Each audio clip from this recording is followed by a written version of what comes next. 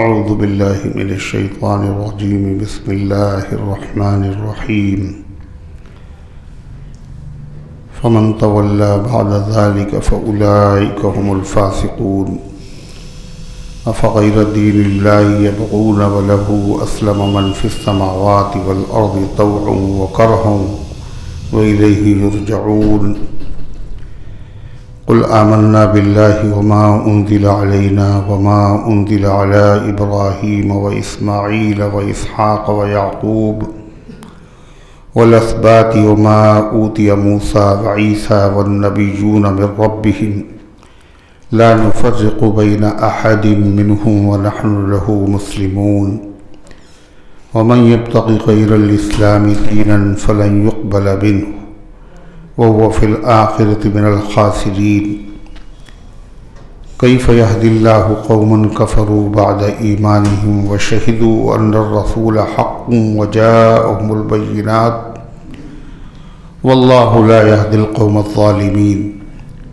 أولئك جزاؤهم أن عليهم لعنة الله والملائكة والناس أجمعين خالدين فيها لا يخفف عنهم العذاب ولا هم ينظرون إلا الذين تابوا من بعد ذلك وأصلحوا فإن الله غفور رحيم إن الذين كفروا بعد إيمانهم ثم ازدادوا كفرا لن تقبل توبتهم وأولئك هم الضالون إن الذين كفروا وماتوا وهم كفار فلن يقبل من أحد ملء الأرض ذهبا ولو افتدى به أولئك لهم عذاب أليم وما لهم من ناصرين لن تنالوا البر حتى تنفقوا مما تحبون وما تنفقوا من شيء فإن الله به عليم كل الطعام كان حلا لبني إسرائيل إلا ما حرم إسرائيل على نفسه من قبل أن تنزل التوراة قل فأتوا بالتوراة فاتلوها إن كنتم صادقين فمن افترى على الله الكذب من بعد ذلك فأولئك هم الظالمون قل صدق الله فاتبعوا ملة إبراهيم حنيفا وما كان من المشركين صدق اللہ العظیم۔ محترم حضرات، سامعین کرام، حاضرین مسجد، عزیزوں اور بزرگوں، یہ قرآن مقدس کے تیسرے پارے کی اور چوتھے پارے کی سورہ آل عمران کی پاکیزہ، نورانی، مبارک، بعظمت مطہر آیتیں ہیں۔ دعا کیجئے اللہ تعالیٰ ان مقدس آیات کی روشنی میں صحیح اور سچی بات عرض کرنے کی توفیق نصیب فرمائے اور ہم سب کو عمل کرنے کی توفیق عطا فرمائے۔ اس سے پہلے کی آیات میں تذکرہ تھا کہ اللہ رب العزت والجلال نے تمام نبیوں کو نبوت دینے سے پہلے اقرار لیا، تمام نبیوں سے عہد لیا کہ اگر تمہارے زمانے میں آخری پیغمبر آ جائیں تو آخری پیغمبر پر ایمان بھی لانا اور ان کی مدد بھی کرنا۔ اسی طریقے سے اپنے اپنے زمانے کی امتوں سے عہد لینا کہ آخری نبی جب آئیں گے تو ہم ان کا کلمہ پڑھیں گے، ان پر ایمان لائیں گے، ان کی مدد کریں گے۔ چنانچہ تمام نبیوں نے اللہ تعالیٰ کے اس تاکیدی قول و قرار کے مطابق اپنے اپنے زمانے میں اپنی اپنی امتوں سے یہ وعدہ لیا کہ اگر تمہیں آخری پیغمبر کا زمانہ نصیب ہو تو ایمان لانا اور ان کی مدد کرنا۔ انبیاء علیہ السلام کے زمانے میں تو آخری پیغمبر آئے نہیں، اس لیے کہ عیسیٰ علیہ السلام یہ انبیاء بنی اسرائیل میں آخری نبی ہیں، ان کے جانے کے 500 سال کے بعد اللہ کے آخری پیغمبر جناب محمد رسول اللہ صلی اللہ علیہ وسلم تشریف لائے۔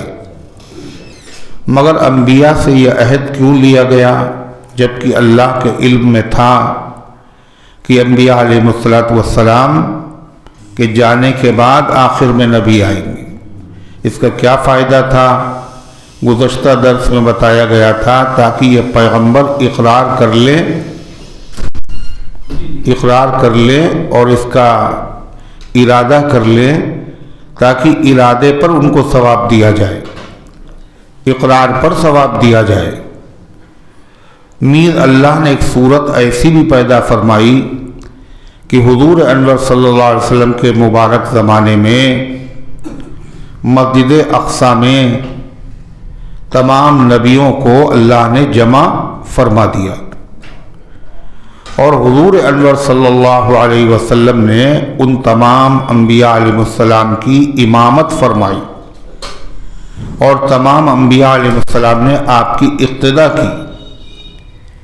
عرض کی حضور پاک صلی اللہ علیہ وسلم کے جانے کے بعد جو اہل کتاب تھے یہود اور نصارہ، ان سے ان کے نبیوں نے عہد لیا تھا کہ آخری پیغمبر پر ایمان لانا۔ موسیٰ علیہ السلام نے کہا تھا کہ اللہ نے وعدہ کیا ہے کہ ہمارے بھائی بنو اسماعیل میں اللہ ایک نبی پیدا کرے گا بالکل ہماری طرح، لہذا تم اس پر ایمان لانا۔ یہ عہد لیا تھا موسیٰ علیہ السلام نے۔ اسی طریقے سے عیسیٰ علیہ السلام کا ذکر تو خود قرآن میں ہے۔ انہوں نے کہا تھا مبشرا برسول یاتی من بعدی اسمہ احمد، میں کہ ایسے نبی کی خوشخبری سنا رہا ہوں جو میرے بعد آئیں گے اور ان کا نام نامی اسم گرامی احمد ہوگا۔ لہذا یہودیوں کو چاہیے تھا، عیسائیوں کو چاہیے تھا کہ وہ حضور پاک صلی اللہ علیہ وسلم کے آنے کے بعد فوراً ایمان لے آتے اور آپ کی امت میں شامل ہو جاتے۔ قرآن میں ہے وَلَوْ آمَنَ أَهْلُ الْكِتَابِ لَكَانَ خَيْرًا لَهُمْ، اگر اہل کتاب بھی ایمان لے آتے تو ان کے حق میں یہ بہت اچھا ہوتا۔ بہت اچھا کیسے ہوتا؟ اس لیے کہ اگر کوئی کسی پیغمبر پر ایمان رکھتا ہے اور پھر وہ آخری پیغمبر کا زمانہ اسے مل جائے، آخری پیغمبر پر بھی اگر ایمان لے آئے تو حدیث میں ہے کہ اللہ تعالیٰ اس کے ہر عمل پر ڈبل ثواب عطا فرمائے گا۔ ڈبل ثواب ہر عمل پہ، عمل ایک ہے مگر ثواب کیوں؟ اس لیے کہ وہ شخص اپنے نبی پر بھی ایمان لایا اور آخری نبی پر بھی ایمان لایا، اپنے نبی پر نازل ہونے والی شریعت پر بھی اس نے عمل کیا، اور آخری پیغمبر محمد الرسول اللہ صلی اللہ علیہ وسلم کی لائی ہوئی شریعت پر بھی اس نے عمل کیا۔ بہت سے اللہ کے بندے ایسے تھے جن کو اللہ نے یہ توفیق عطا فرمائی، جیسے زید ابن سعنہ ایک یہودی عالم تھے، عبداللہ ابن سلام ایک یہودی عالم تھے، کعب احبار ایک یہودی عالم تھے، اور اسی طریقے سے نجاشی بادشاہ جو عیسائی تھا، اور وہاں سے آنے والا وفد جو سب کے سب ایمان لائے، جو 60-70 افراد پر مشتمل تھے، وہ سب عیسائی تھے۔ تو یہ اگر ایمان لے آئیں گے آخری پیغمبر پر تو ایسی صورتحال میں اللہ قرآن میں فرماتا ان کے حق میں بہت اچھا ہوتا ہے، اس لیے کہ ان کی محنت کم ہوتی اور ثواب زیادہ ہوتا۔ زیادہ ثواب کیسے؟ ایک اپنے نبی پر ایمان لانے کا اور ایک آخری نبی پر ایمان لانے کا، ایک اپنی شریعت پر عمل کرنے کا، اور پھر جب آخری شریعت آ گئی تو اس شریعت پر عمل کرنے کا ڈبل ثواب ملتا۔ حضور انور صلی اللہ علیہ وسلم نے جو عیسائی بادشاہ روم کا ہرقل، اس کے پاس جو خط لکھا تھا اس میں لکھا تھا اگر تم ایمان لے آؤ گے یؤتک اللہ الاجر مرتین، تو اللہ تمہیں ڈبل اجر عطا فرمائے گا، اور اگر تم ایمان نہیں لاؤ گے تو تمہاری پوری قوم کا وبال تمہارے اوپر ہوگا، اس لیے کہ تم جاننے کے بعد بھی تم نے نہیں مانا، گویا کہ اپنی قوم کے ایمان لانے میں تم رکاوٹ بن گئے، لہذا رکاوٹ بنو گے تو ڈبل گناہ بھی ہوگا، اور ایمان لاؤ گے تو ڈبل ثواب بھی ہوگا۔ لیکن جو بدنصیب تھے وہ موسیٰ علیہ السلام کے عہد کو انہوں نے نظر انداز کر دیا، عیسیٰ علیہ السلام کی وصیت کو نظر انداز کر دیا، اور خود اپنی آسمانی کتابوں میں پڑھنے کے بعد بھی اس پر عمل نہیں کیا، اور آخری پیغمبر پر ایمان نہیں لائے۔ اللہ انہی کا ذکر کر رہا ہے، فَمَن تَوَلَّى بَعْدَ ذَلِكَ، اس عہد سے جو منہ موڑے گا اس کے بعد، اتنا اہم عہد جو نبیوں سے لیا گیا، امتوں سے لیا گیا، آخری پیغمبر پر ایمان لانے کا، پھر بھی جو اسے نہیں مانے گا، فَأُولَٰئِكَ هُمُ الْفَاسِقُونَ، تو یہ نافرمان لوگ ہیں، یہ کافر ہیں۔ حضور انور صلی اللہ علیہ وسلم نے فرمایا کہ جو بھی یہودی ہو وہ توریت پہ عمل کرتا ہو، عیسائی ہو وہ انجیل پہ عمل کرتا ہو، میرے آنے کے بعد اگر اس نے میرا کلمہ نہیں پڑھا تو وہ جنت میں جا نہیں سکتا، وہ جہنم ہی میں جائے گا، اگرچہ وہ اپنی آسمانی کتاب پر عمل کر رہا ہو۔ اس لیے کہ آخری پیغمبر کے آ جانے کے بعد اب ساری شریعتیں منسوخ ہو گئیں۔ پہلے جو دین اسلام تھا وہ تھا جو نبی لے کر کے آئے، جس زمانے میں جو نبی دین لے کر کے آیا وہ اسلام 1400 سال پرانا مذہب نہیں ہے، بلکہ اسلام سب سے قدیم، سب سے پرانا مذہب ہے۔ اسلام سے پہلے دنیا میں کوئی مذہب تھا ہی نہیں۔ مذہب اور انسان یہ دونوں ساتھ ساتھ دنیا میں آئے ہیں۔ مذہب اور انسانیت یہ دونوں توأم ہیں۔ توأم کہتے ہیں ایسے دو بچوں کو جو جڑواں پیدا ہوتے ہیں، ایسے مذہب اور انسان یہ دونوں کیا ہیں؟ جڑواں ہیں۔ جب سے انسانیت کی شروعات ہے وہیں سے مذہب کی بھی شروعات ہے، اس لیے کہ سب سے پہلے انسان، تمام انسانوں کے باپ حضرت آدم علیہ السلام ہیں۔ آدم علیہ السلام پہلے انسان بھی ہیں اور پہلے پیغمبر بھی ہیں، پہلے دین امت کے سامنے، اپنی اولاد کے سامنے پیش کرنے والے بھی ہیں۔ آدم علیہ السلام کی امت کون؟ ان کی اولاد۔ آدم علیہ السلام پیغمبر، لہذا انہوں نے اپنی اولاد کو جو دین سکھایا تھا تو کوئی دین تھا ہی نہیں، وہی دین تھا جو اللہ نے ان کے ذریعے سے دنیا میں بھیجا تھا۔ انہوں نے جس دین کی تعلیم اپنی امت کو، اپنی اولاد کو دی تھی وہ کون سا تھا؟ وہ اسلام تھا۔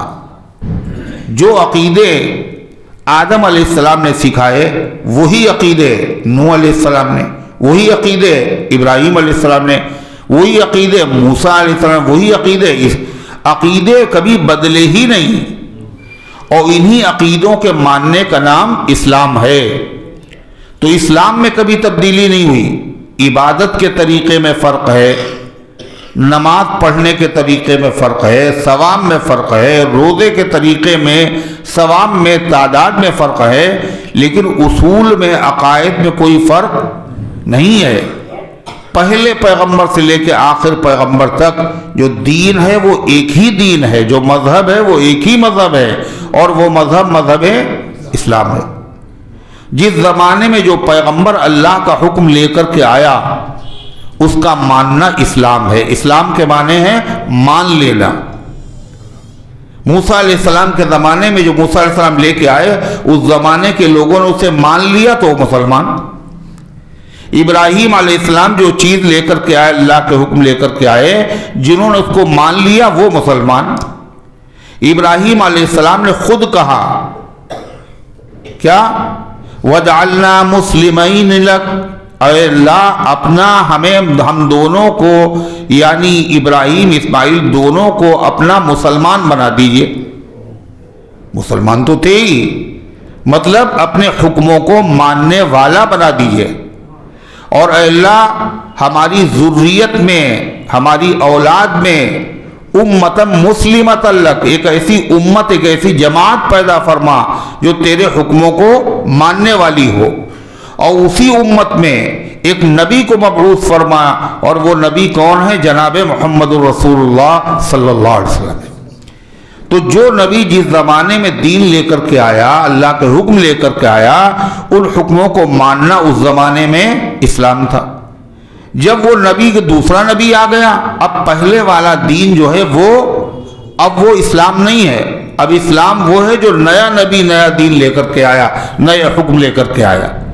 اسی طریقے جب سارے انبیاء آ چکے تو سب سے آخر میں جناب محمد رسول اللہ صلی اللہ علیہ وسلم تشریف لائے ہیں، اور آپ قیامت تک کے لیے نبی، اور آپ کنبے اور قبیلے اور شہروں کے نہیں، پورے عالم کے نبی.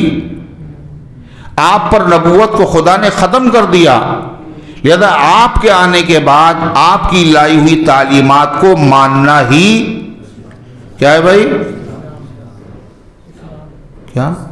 کیا چیز؟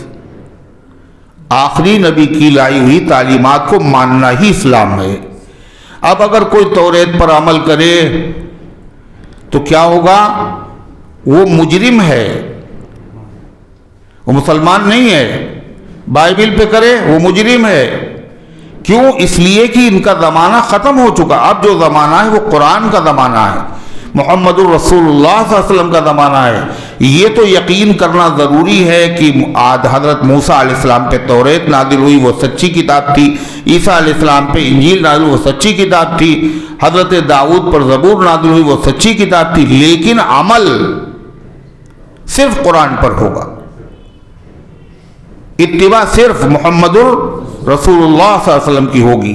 اسی لیے آپ نے فرمایا لو کان موسیٰ حیا لما وسعہ الا اتباعی، اگر میرے زمانے میں موسیٰ علیہ السلام بھی زندہ ہوتے تو ان کو بھی میری ہی پیروی کرنا ہوتی، اللہ کی رضا کے لیے، اللہ کی نجات کے لیے. یعنی یوں کہیے 1,24,000 دروازے خدا نے کھولے، کاہے کے؟ جنت میں جانے کے لیے. پھر اللہ نے ان سارے دروازوں کو بند کر دیا اور کہا اب جنت میں جانے کا بس ایک ہی دروازہ ہے، اور وہ دروازہ کیا ہے؟ کلمہ پڑھ لینا اور شریعت کو مان لینا جناب محمد الرسول اللہ صلی اللہ علیہ وسلم کی. جو اس دروازے سے داخل نہیں ہونا چاہتا وہ ٹھوکریں کھایا کرے، اللہ اس سے راضی نہیں ہوگا. جنت میں اس کے لیے کوئی ٹھکانہ نہیں ہے. در فیض محمد واہ ہے، آئے جس کا جی چاہے. دروازہ محمد الرسول اللہ صلی اللہ علیہ وسلم کی شریعت اور آپ کے فیض کا دروازہ، واہ مانے کھلا ہوا. واہ عربی فارسی میں کہتے ہیں کھل جانے کو. در فیض محمد واہ ہے، کھلا ہوا ہے، آئے جس کا جی چاہے، اور آ کر اپنی قسمت آزمائے جس کا جی چاہے. جو اس دروازے میں داخل ہو جائے وہ کامیاب ہے، اور جو اس دروازے میں داخل نہ ہو تو پھر کیا ہے؟ پھر تو جہنم میں جائے جس کا جی چاہے، وہ تو جہنمی میں جائے گا. اللہ نے اسی کو ذکر فرمایا افغیر دین اللہ یبغون. آخری نبی کے آنے کے بعد اگر آپ کا کلمہ نہیں پڑھا، اس کا مطلب یہ ہے تم اللہ تعالیٰ کے دین کے علاوہ کسی اور دین کو تلاش کر رہے ہو اللہ کو راضی کرنے کے لیے. افغیر دین اللہ یبغون، کیا اللہ کے دین کے علاوہ کوئی اور دین تلاش کر رہے ہیں؟ وہ وَلَهُ أَسْلَمَ مَنْ فِي السَّمَاوَاتِ وَالْأَرْضِ طَوْعًا وَكَرْهًا وَإِلَيْهِ يُرْجَعُونَ. اور تم نہیں مان رہے ہو اللہ کی بات، لیکن اللہ کی بات تو وہ سب مانتے ہیں جو آسمانوں میں ہیں، جو زمینوں میں ہیں، سب مانتے ہیں. کیسے مانتے ہیں؟ طَوْعًا وَكَرْهًا، کچھ تو مانتے خوشی سے اور بعض مانتے مجبوری میں۔ خوشی سے کون مانتا ہے؟ فرشتے۔ خوشی سے کون مانتا ہے؟ مسلمان۔ اور مجبوری میں کون مانتا؟ منافق۔ منافق کیوں مانتے تھے اسلام کو؟ تاکہ لوگ ہمیں مسلمان سمجھیں، جو فائدے مسلمانوں کو ملتے وہ ہمیں ملتے رہے، ہمارا قتل نہ ہو، ہمیں نکالا نہ جائے، ہمیں سزا نہ ملے، اس لیے پڑھتے تھے نمازیں، ہمیں مسلمان سمجھے لوگ بس۔ اس لیے ایسے لوگ مانتے تو نماز تو پڑھتے تھے، مگر کیسے؟ خوشی سے نہیں، بلکہ کیسے پڑھتے تھے؟ ارے خوشی سے پڑھتے تھے، مجبوری میں۔ کیوں؟ اگر نہیں پڑھیں گے تو لوگ ہمیں مسلمان نہیں سمجھیں گے، اور جب آدمی مجبوری میں پڑھے گا تو نماز میں اس کا دل خوب لگے گا، ہے نا؟ دل نہیں لگے۔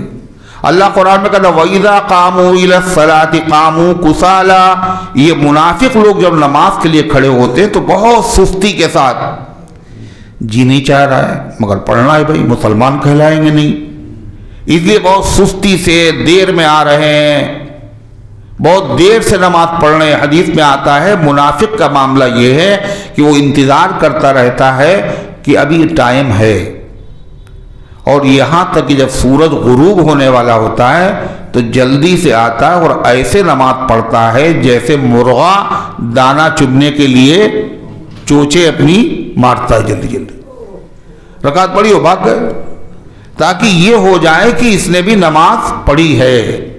وَلَا يَذْكُرُونَ اللَّهَ إِلَّا قَلِيلًا، اور ایسے لوگ اللہ کا ذکر بھی نہیں کرتے، بہت تھوڑا سا کرتے ہیں تاکہ ہمیں مسلمان سمجھ لیا جائے۔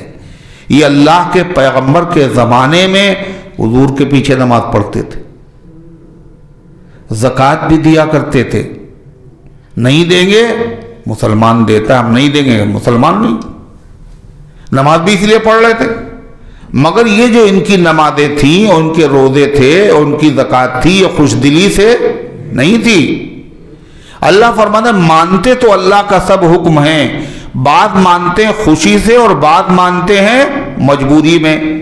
جتنے غیر ایمان والے ہیں یہ بھی اللہ کا حکم مانتے ہیں۔ کیوں بھائی؟ سونے کے لیے آئے ہو کیا؟ پھر آنکھیں کھولو، ادھر دیکھو میری طرف۔ یہ بھی مانتے ہیں، یہ سب کلمہ پڑھ لیتے ہیں، یہ سب ایمان لے آتے ہیں، لیکن ایمان یہ خوشی سے نہیں لاتے، زندگی بھر اسلام کے خلاف، مسلمانوں کے خلاف، دین کے خلاف ادھم مچاتے رہتے ہیں، خود بھی نہیں مانتے، لوگوں کو بھی مس گائیڈ کرتے رہتے ہیں، لیکن جب ان کے مرنے کا وقت آتا ہے اس وقت یہ سب ایمان لے آتے ہیں۔ ان کے سامنے حقیقت کھل جاتی ہے، یہ تو بالکل سچ ہے، موت برحق ہے، فرشتے بھی ہیں، اور بڑی مشکل سے جان نکلتی ہے، بہت مشکل سے۔ اللہ دنیا میں دکھا دیتا ہے، جتنے جتنے لوگوں نے اس مسجد کے گرانے میں حصہ لیا ان کی جو موت آئی وہ آسانی سے نہیں آئی۔ دنیا نے دیکھا، ہفتوں اسی حالت میں پڑے رہے، نہ پانی نصیب ہے نہ کھانا نصیب ہے، اور جو مرنے والے پہ گزرتی ہے وہی جانتا ہے۔ اسی طریقے سے جب یہ دیکھتے کوئی مصیبت آ گئی، اللہ کا عذاب آ گیا، اس وقت سب ایمان لے آتے ہیں، مگر مرنے کے وقت ایمان لانے سے کوئی فائدہ نہیں ہے۔ اللہ کا عذاب دیکھ لینے کے بعد ماننے سے کوئی فائدہ نہیں ہے، مانتے تو سبھی ہیں۔ موسیٰ علیہ السلام کی جو قوم تھی، یہی یہودی، یہ بڑے شرارت پسند لوگ تھے، یہ آج سے تھوڑی ہیں، یہ بڑے پرانے ہیں۔ انہوں نے اپنے نبی کو بہت عاجز کیا اور کہنے لگے کہ موسیٰ یہ توریت جو ہے اس پہ ہم سے عمل ہو نہیں پائے گا، صاف صاف یہ جو کتاب آپ لائے ہیں اس میں بڑا سخت حکم ہے، ہم سے اس پر عمل نہیں ہو پائے گا۔ جب یہ کہا نہیں ہو پائے گا تو اللہ تعالیٰ نے کیا کیا، جو پہاڑ تھا اس کو ان کی طرف جھکایا، کہ اب گرا اور جب گرا اور آواز آئی، مانو گے یا نہیں مانو گے؟ مانو گے یا نہیں مانو گے؟ تو سب نے کیا کہا؟ وَإِذْ رَفَعْنَا فَوْقَكُمُ الطُّورَ خُذُوا مَا آتَيْنَاكُمْ بِقُوَّةٍ، وہ وقت یاد کرو وَإِذْ نَتَقْنَا الْجَبَلَ فَوْقَهُمْ، جب ہم نے پہاڑ کو ان کے اوپر مسلط کر دیا اور کہا لے لو جو حکم خدا کی طرف سے دیے جا رہے ہیں مضبوطی اور اہتمام کے ساتھ اس پر عمل کرو۔ تو مانا تو انہوں نے، مگر کیسے مانا؟ اگر نہیں مانیں گے تو ابھی کچل جائیں گے، ابھی پہاڑ گر جائے گا، ابھی ہم تباہ و برباد ہو جائیں گے۔ اور باقاعدہ سجدے میں گر پڑے، مگر سجدے میں گرے تو مگر ایک آنکھ سے دیکھے جانے پہاڑ گر تو نہیں رہا، پہاڑ گر تو نہیں رہا۔ تو انہوں بھی نہیں مانا، مگر کیسے مانا؟ مجبوری میں۔ اب سوال یہ ہے کہ مجبوری تو دین میں ہے ہی نہیں، دین میں زبردستی نہیں ہے، لا اکراہ فی الدین، دین میں زبردستی نہیں ہے۔ اور یہاں تو پہاڑ مسلط کر کے زبردستی اقرار کرایا جا رہا، بولو مانتے ہو نہیں مانتے ہو؟ نہیں مانو گے تو ابھی قیمہ بنا دیا جائے گا، یہ تو زبردستی ہے۔ اور دین میں، کون سے دین میں؟ اسلام میں۔ اور اسلام تمام انبیاء کا دین، ایک ہی دین اسلام ہے، اسلام میں کبھی زبردستی نہیں ہوئی، نہ کبھی ہوئی، نہ آج ہے، نہ کبھی ہوگی۔ اس لیے کہ جو چیز اچھی ہو اس کو قبول نہیں کروایا جاتا، لوگ خود آگے بڑھ کر اس کو قبول کرتے ہیں۔ حقیقت خود کو منوا لیتی ہے، مانی نہیں جاتی، یہ حقیقت ہے، یہ سچائی ہے۔ اتنے مظالم کے باوجود، دنیا میں اتنے مظالم کے باوجود آج بھی لوگ اسلام کیوں قبول کر رہے ہیں؟ وہی سچائی، وہی حقیقت۔ تو اسلام میں زبردستی نہیں ہے، اسلام قبول کرنے والوں کے ساتھ ہر زمانے میں زبردستی کی گئی، مال بھی چھینا گیا، قتل بھی کیا گیا، بمباریاں بھی کی گئیں، عزت و ناموس پہ بھی حملے کیے گئے۔ لیکن مسلمانوں کے لیے تو یہ حلالی نہیں، اجازت ہی اس کی نہیں ہے۔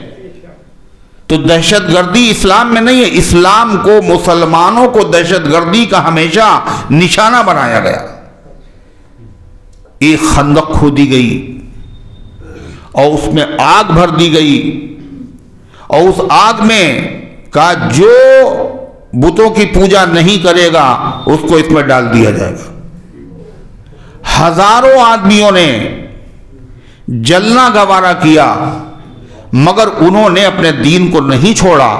قرآن کی 30ویں پارے میں وَالسَّمَاءِ ذَاتِ الْبُرُوجِ میں اللہ نے اس واقعے کا ذکر کیا ہے۔ یہاں تک کہ ایک عورت جب لائی گئی تو اس کی گود میں دودھ پیتا ہوا بچہ تھا۔ ماں بچے کی محبت میں بے تاب و بے قرار ہوتی ہے، اس کو اپنا خیال تو نہیں آیا مگر اپنے بچے کا خیال آیا کہ یہ جل جائے گا بیچارہ۔ تو بچہ بول پڑا، یا اماں، اے میری امی جان، اصبری فإنکی علی الحق، دین پر ثابت قدم رہو، تم حق پر قائم ہو۔ اور اس نے بھی چھلانگ لگا دی۔ یہ سب کیوں ہوا؟ اسلام قبول کرو گے تو یہ کریں گے، ہمارا مذہب اختیار کرو۔ اسلام میں کبھی ایسا نہیں ہوا۔ ایک صحابی تھے، ان کا نام تھا حضرت عبداللہ ابن ثوب رضی اللہ تعالیٰ عنہ۔ تو ان کو گرفتار کر لیا گیا، ان کے ساتھیوں کو، اور ایک جھوٹا نبی تھا، اس کا نام تھا اسود عنسی۔ ایک تو مسلمہ کذاب ہے اور ایک ہے اسود عنسی۔ اس نے کہا مجھے نبی کو، ہم تو نہیں کہیں گے۔ اس نے کہا سزا جانتے ہو؟ اس دیگ میں تیل بھروائیں گے، اس کو کھولائیں گے، اس میں تمہیں ڈال دیں گے۔ تمہاری مرضی، اسلام کو نہیں چھوڑیں گے۔ چنانچہ اس پر عمل کیا اس ظالم نے. کھولتی ہوئی دیگ، تیل اس کے اندر کھول رہا ہے، اور اٹھا کر ان کو ڈالا گیا. مگر اللہ کی قدرت، اللہ جو چاہے کرے. چنانچہ وہ دیگ کے اندر سلامت رہے، ایک رویا بھی ان کا نہیں جلا. جب نہیں جلا تو اس جھوٹا نبی تھا، اس کے جو مشورہ دینے والے تھے، انہوں نے کہا یہ دیکھیے سب کچھ ہو گیا، مگر کیا ہوا بتاؤ، کیا قصہ ہوا؟ اتنا سب کچھ ہونے کے بعد ان کے وہاں کچھ نہیں ہوا. آپ بتائیے، جلتی ہوئی دیگ میں ڈال دیا گیا اور آپ کو کچھ پتہ ہی نہیں چلا. اور وہ سلامت، جب وہ سلامت اس میں رہے تو اس کے مشورہ دینے والوں نے کہا ارے ان کو جلدی سے یہاں سے چلتا کرو، اگر یہ یہاں رہیں گے تو جتنے تمہارے جھوٹے معتقد ہیں سب تمہارے دین و مذہب کو چھوڑ دیں گے، کہیں گے جس مذہب کا ماننے والا یہ ہے وہ مذہب سچا ہے. اس لیے کہ آگ سے زندہ نکل آیا. چنانچہ یہی ہوا، اس نے مشورہ بھی مان لیا. اب عبداللہ ابن ثوب جو ہے مدینے آ گئے. یہ زمانہ نبی کریم علیہ السلام کا نہیں ہے، یہ زمانہ حضرت صدیق اکبر رضی اللہ عنہ کا ہے. اور مسجد نبوی میں آئے اور گھوڑا باہر باندھا اور مسجد میں ایک ستون کے پیچھے انہوں نے نیت باندھی، نماز پڑھنے لگے. حضرت عمر ابن خطاب نے دیکھا اور اس کے بعد تشریف لائے. نماز جس سے جب فارغ ہوئے، فارغ ہونے کا انتظار کر جب فارغ ہو گئے، کہنے لگے کہاں سے آ رہے ہیں آپ؟ کہنے یمن سے. کہنے اس آدمی کا کیا حال ہے جس نے جھوٹے نبی کی نبوت کا انکار کیا، پھر اس کو جلایا گیا مگر وہ نہیں جلا؟ تو کہنے لگے وہ تو عبداللہ ابن ثوب تھے، اپنے آپ کو چھپا رہے ہیں کہ میرا واقعہ نہیں ہے. اور حضرت عمر کے اوپر کشف ہو گیا یہی وہ آدمی ہے. انہی سے پوچھ رہے ہیں اس آدمی کا کیا حال ہے. نہ کوئی خبر آئی، نہ اخبار چھپے، نہ اس زمانے کے اندر جو ہے یہ الیکٹرانک میڈیا، نہ پرنٹ میڈیا، کچھ بھی نہیں. حضرت عمر نے ان سے پوچھا تو انہوں نے کہا وہ تو عبداللہ ابن ثوب کا واقعہ ہے. حضرت عمر نے کہا ہم تمہیں قسم دیتے ہیں تم وہی ہو نا، تم ہی ہو وہ آدمی نا جس کو جلایا تھا اسود عنسی نے اور تم سلامت رہے. تو انہوں نے کہا ہاں ہم ہی ہیں. تو حضرت عمر رضی اللہ عنہ حضرت صدیق اکبر کے پاس ان کو لے کے گئے، ان کا معانقہ کیا، ان کو گلے سے لگایا اور صدیق اکبر کے بیچ میں اور اپنے درمیان ان کو بٹھایا اور کہا تمام تعریفیں اس اللہ کے لیے ہیں جس نے آخری پیغمبر کی امت میں ایک ایسا آدمی پیدا کیا جس کے ساتھ وہی ہوا جو اللہ کے خلیل ابراہیم علیہ السلام کے ساتھ ہوا تھا. ان کو آگ میں جلایا گیا، نمرود نے ڈالا تھا مگر وہ بالکل سلامت رہے. حضور پاک علیہ السلام کے امتی کے ساتھ بھی یہی معاملہ ہوا اور اللہ نے اس کو سلامت رکھا. اللہ کا شکر ہے میں نے ایسے آدمی کا آنکھوں سے دیدار کر لیا. تو غرضے کی دہشت گردی کا نہیں ہے، اسلام میں زبردستی نہیں ہے. پھر یہ کیا ہے صاحب، قبول کرو ورنہ ابھی پہاڑ گرا دیں گے، یہ تو زبردستی ہے. اور کیا کہیں گے اسے؟ کہاں مطلب نہیں سمجھا دنیا نے. اسلام میں زبردستی نہیں، اس کا مطلب کیا ہے؟ اس کا مطلب یہ ہے کسی کو زبردستی مسلمان نہیں بنایا جائے گا. کسی کو زبردستی اسلام قبول کرنے کے لیے دباؤ اور جبر کسی پر نہیں کیا جائے گا. اس لیے کہ ایمان کا تعلق دل سے ہے اور دل پر زبردستی بولو ہو نہیں تو ارے زبان پہ ہو جائے گی، تھوڑی دیر کے لیے کہہ دی اس نے ہم مسلمان ہو گئے. اس کو اسلام مانتے ہی نہیں ہے. اس لیے ایمان نام ہے دل سے ماننے کا، یقین کرنے کا نام ہے. اور یقین کہاں ہوتا؟ زبان سے نہیں ہوتا، دل سے ہوتا ہے. اس لیے قرآن کریم میں اللہ تعالیٰ نے کیا فرمایا؟ لا اکراہ فی الدین قد تبین الرشد من الغی. یہ ہدایت و گمراہی واضح ہو چکی. دین میں زبردستی نے، دین میں کبھی کسی کو مسلمان جبرن نہیں بنایا گیا اور بنایا بھی نہیں جا سکتا. پھر دین میں زبردستی نہ ہونے کا مطلب کیا ہے؟ یہ مطلب ہے لیکن جب آدمی مسلمان ہو گیا اب وہ کہے ہم نماز نہیں پڑھیں گے، مسلمان تو رہیں گے ہم نماز نہیں پڑھیں گے، کہ اب تمہاری یہ بات مانی نہیں جائے گی، اب تو نماز پڑھنی ہے تمہیں۔ 3 امام کہتے ہیں جان بوجھ کے جو نماز چھوڑ دے وہ تو مرتد ہو گیا، دین اسلام سے نکل گیا، اس کی سزا قتل ہے، اس کو مسلمانوں کے قبرستان میں دفنایا جائے، اس کی نماز جنازہ نہ پڑھی جائے۔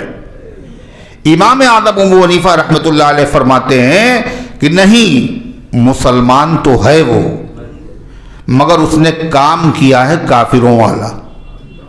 نماز نہ پڑھنا یہ مسلمانوں کا کام نہیں ہے، یہ کافروں کا کام ہے۔ اگر مسلمان نماز نہیں پڑھ رہا ہے اس کا مطلب ہے تو مسلمان مگر کام کافروں والا۔ فرماتے اسلامی حکومت تو اسے قید کر دیا جائے، جب تک کہ وہ توبہ نہ کرے، اس کو اس سے رہا نہ کیا جائے تو غرضے کہ مسلمان بنایا نہیں جائے گا، لیکن مسلمان ہونے کے بعد اگر اسلامی احکام پر عمل نہیں کرے گا اور اسلامی حکومت ہے تو زبردستی اس کے حکموں پر اس سے عمل کرایا جائے گا۔ یہ دین میں زبردستی نہیں ہے، یہ تو دین قبول کرنے کے بعد آپ نے خود ہی قبول کیا۔ اب آپ نے کہہ دیا ہم نے نکاح قبول کیا، اب اس کے بعد بیوی صاحبہ نے کہا یہ لانا ہے اور یہ لانا اور یہ نہ، لمبی فہرست لسٹ دے دی انہوں نے، کہا ہم نے آپ کو قبول کیا تھا، اس کو تھوڑی قبول کیا تھا، کہا آپ نے جب قبول کیا تو یہ سب قبول کیا آپ نے، ہے پورا دین آپ نے قبول کر لیا۔ جب تم نے قبول کر لیا تو پھر کہا ہم تو نہیں کچھ دیں گے، کہا چلیے عدالت، اب زبردستی ان سے جو ہے نان نفقہ لیا جا رہا۔ لیکن زبردستی کسی اجنبی آدمی سے کہا جائے بھائی تم یہ گھر کا راشن لاؤ، کوئی کہے گا کسی سے؟ کوئی حق ہے نہیں۔ لیکن جب تم نے قبول کر لیا تو آپ کے اوپر لازم ہے۔ تو اللہ تبارک و تعالیٰ نے ارشاد فرمایا افغیر دین اللہ وَلَهُ أَسْلَمَ مَنْ فِي السَّمَاوَاتِ وَالْأَرْضِ طَوْعًا وَكَرْهًا وَإِلَيْهِ يُرْجَعُونَ، اور اسی کے آگے سب سر جھکاتے ہیں، سب مانتے ہیں اللہ کی، کچھ تو مانتے خوشی سے اور بہت سے مانتے مجبوراً، اور ہر آدمی مانتا ہے، ہر آدمی اللہ کے تصرف میں ہے، جو چاہے خدا کر رہا ہے، امیر بنا دے، غریب بنا دے، کالا بنا دے، گورا بنا دے، معذور بنا دے، بیماری میں مبتلا کر دے، اللہ کے حکم کو کوئی ٹال نہیں سکتا۔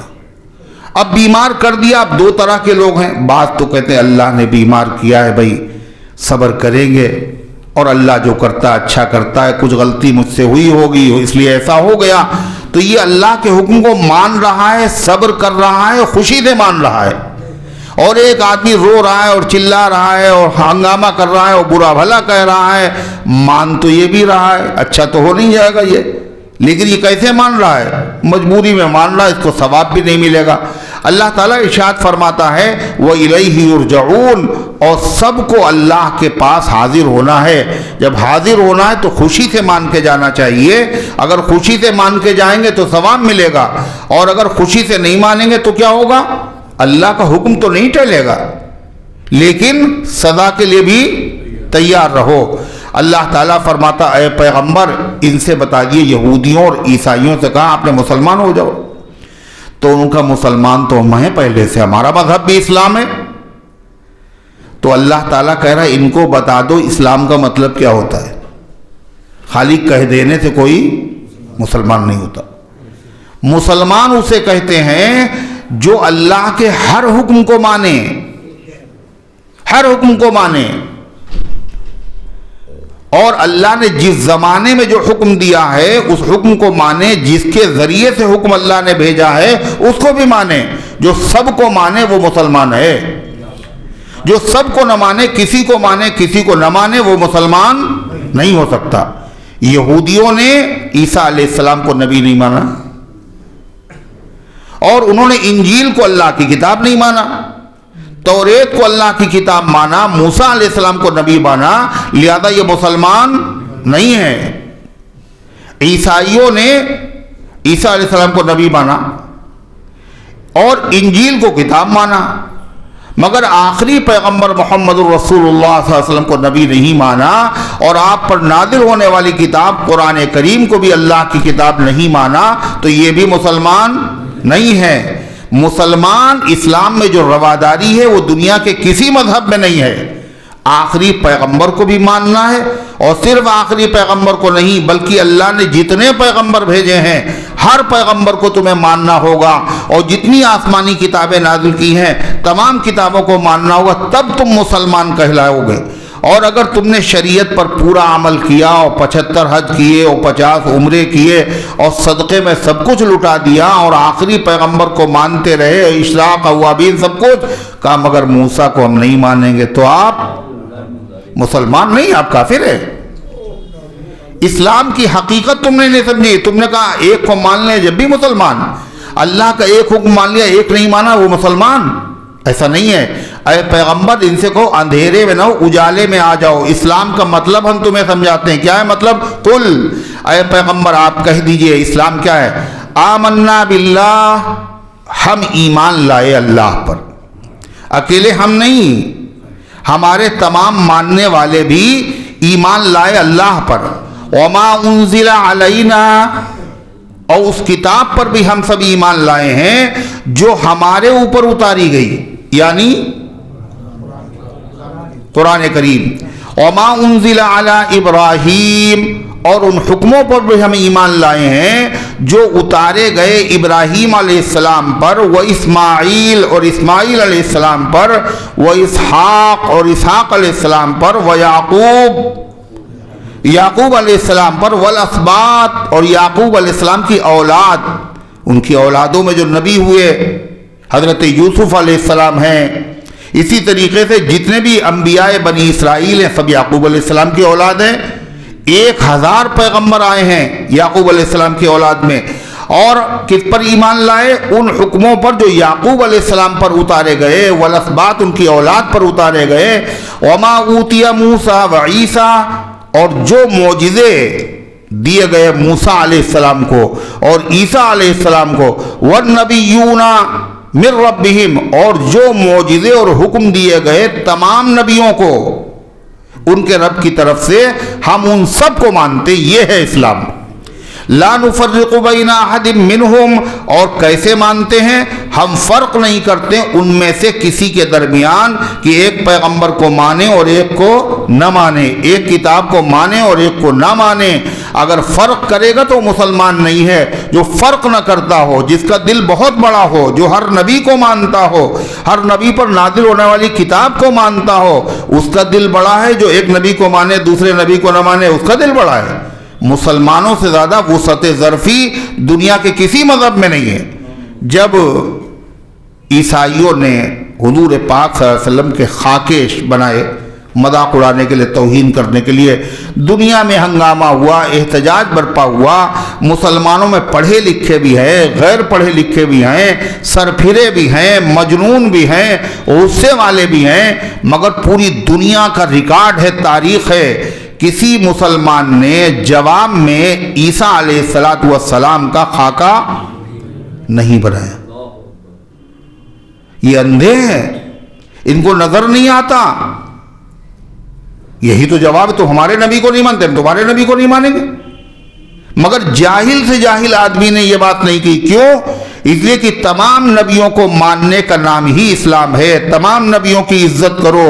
کسی نبی کی توہین اگر کی تو یہ کفر ہے۔ صرف اپنے پیغمبر کی توہین کفر نہیں، سارے پیغمبروں کی توہین کفر ہے، اس لیے کہ سب کے سب اللہ کے بھیجے ہوئے ہیں۔ اللہ فرماتا ہے وَنَحْنُ لَهُ مُسْلِمُونَ، اور ان سے کہہ دو ہم ہیں مسلمان، حقیقت میں اللہ کے سب حکموں کو، سب نبیوں کو، سب کتابوں کو مانتے ہیں، اور تم مسلمان نہیں ہو سکتے۔ دعویٰ کرنے سے کیا ہوتا ہے؟ تو اللہ تعالیٰ نے فرمایا جب اس کا نام اسلام ہے، سب نبیوں کو مانے، سب کتابوں کو مانے، محمد صلی اللہ علیہ وسلم کو بھی ماننا پڑے گا، قرآن کو بھی ماننا پڑے گا، اور جو اس دین کو نہ مانے، اللہ کے وہاں وہ دین ہی نہیں ہے، اور اس کو جنت میں داخلہ بھی نہیں ہوگا اور عذاب سے اس کو نجات بھی نہیں. وَمَن يَبْتَغِ غَيْرَ الْإِسْلَامِ دِينًا فَلَن يُقْبَلَ مِنْهُ، اور جو شخص اسلام کے علاوہ کسی اور دین کو تلاش کرے گا اللہ کے وہاں وہ قبول نہیں کیا جائے گا. وَهُوَ فِي الْآخِرَةِ مِنَ الْخَاسِرِينَ، اور وہ آدمی آخرت پہ بڑے گھاٹے والوں میں سے ہوگا. دنیا میں گھاٹا ہوتا ہے، بڑے بڑے گھاٹے ہوتے ہیں، مگر پھر پورے ہو جاتے ہیں، آدمی پھر سے محنت کرتا ہے. لیکن آخرت کا گھاٹا ایسا گھاٹا ہے کہ وہاں تو اب جہنم میں چلا گیا، اب اس کے بعد نکلنے کا کوئی سوال نہیں پیدا ہوتا، اور جنت میں داخلے کی کوئی شکل نہیں ہے. اس سے بڑا گھاٹا کوئی بھی نہیں. اللہ فرماتا کیف یہدی اللہ قوما کفروا بعد ایمانہم وشہدوا ان الرسول حق وجاءہم البینات. یہودی اور عیسائی یہ سب اپنی کتابیں پڑھتے تھے. ان کی کتابوں میں آخری نبی کی علامات، اوصاف، سیرت، صورت اور ایمان لانے کا ذکر تھا، اور نبیوں نے اپنی امت سے عہد بھی لیا تھا. اور یہ سارے عیسائی اور یہودی آخری پیغمبر کے دنیا میں آنے سے پہلے، نبوت کا اعلان کرنے سے پہلے، یہ سب آپ کو نبی مانتے تھے. جب تک آپ نے نبوت کا اعلان نہیں کیا تھا یہ سب آپ کو نبی مانتے ہیں. کتابوں میں لکھا ہوا تھا، کتابوں میں پڑھتے تھے، آخری نبی کا انتظار کرتے تھے. اس لیے یہودی جو مدینے میں رہتے تھے، یہ یہودی مدینے کے رہنے والے نہیں تھے. اسرائیل جو ملک بنا، یہاں جو یہودی آباد ہوئے، یہ یہاں کے رہنے والے نہیں ہیں، وہ مدینے کے رہنے والے نہیں، مدینے میں آ کے رہے تھے. وہ کیوں؟ اپنی کتابوں میں پڑھا تھا آخری نبی جہاں ہجرت کر کے آئیں گے وہ ایسی بستی ہوگی جہاں کھجورے کے بڑے باغات ہوں گے، درخت ہوں گے. تو انہوں نے پہچانا یہی بستی. آ کے باپ دادا رہے، ان کے نسلیں گزر گئیں. جس نبی کے انتظار میں آ کے بسے تھے اس نبی پر ایمان لاتے تھے اور کہتے تھے آج آنے دو آخری نبی کو، ان کے ساتھ مل کے تمہارا قیمہ بنائیں گے. دعائیں مانگا کرتے تھے آخری نبی کے وسیلے سے، اے اللہ ہمیں فتح عطا فرما. لیکن جب آخری نبی آ گئے تو دیکھا یہ ہماری برادری میں نہیں ہے، یہ بنو اسحاق میں سے نہیں، یہ تو بنو اسماعیل میں سے ہیں، اسماعیل علیہ السلام کے اولاد. لہذا جاننے کے بعد بھی کلمہ نہیں پڑھا. اور اسماعیل علیہ السلام کی اولاد میں اور ہم بنو اسحاق کی اولاد میں یہ برادری واد دین میں بھی چلا. اس کی بنیاد یہودیوں نے رکھی. اسلام تو اس کو مٹانے کے لیے آیا.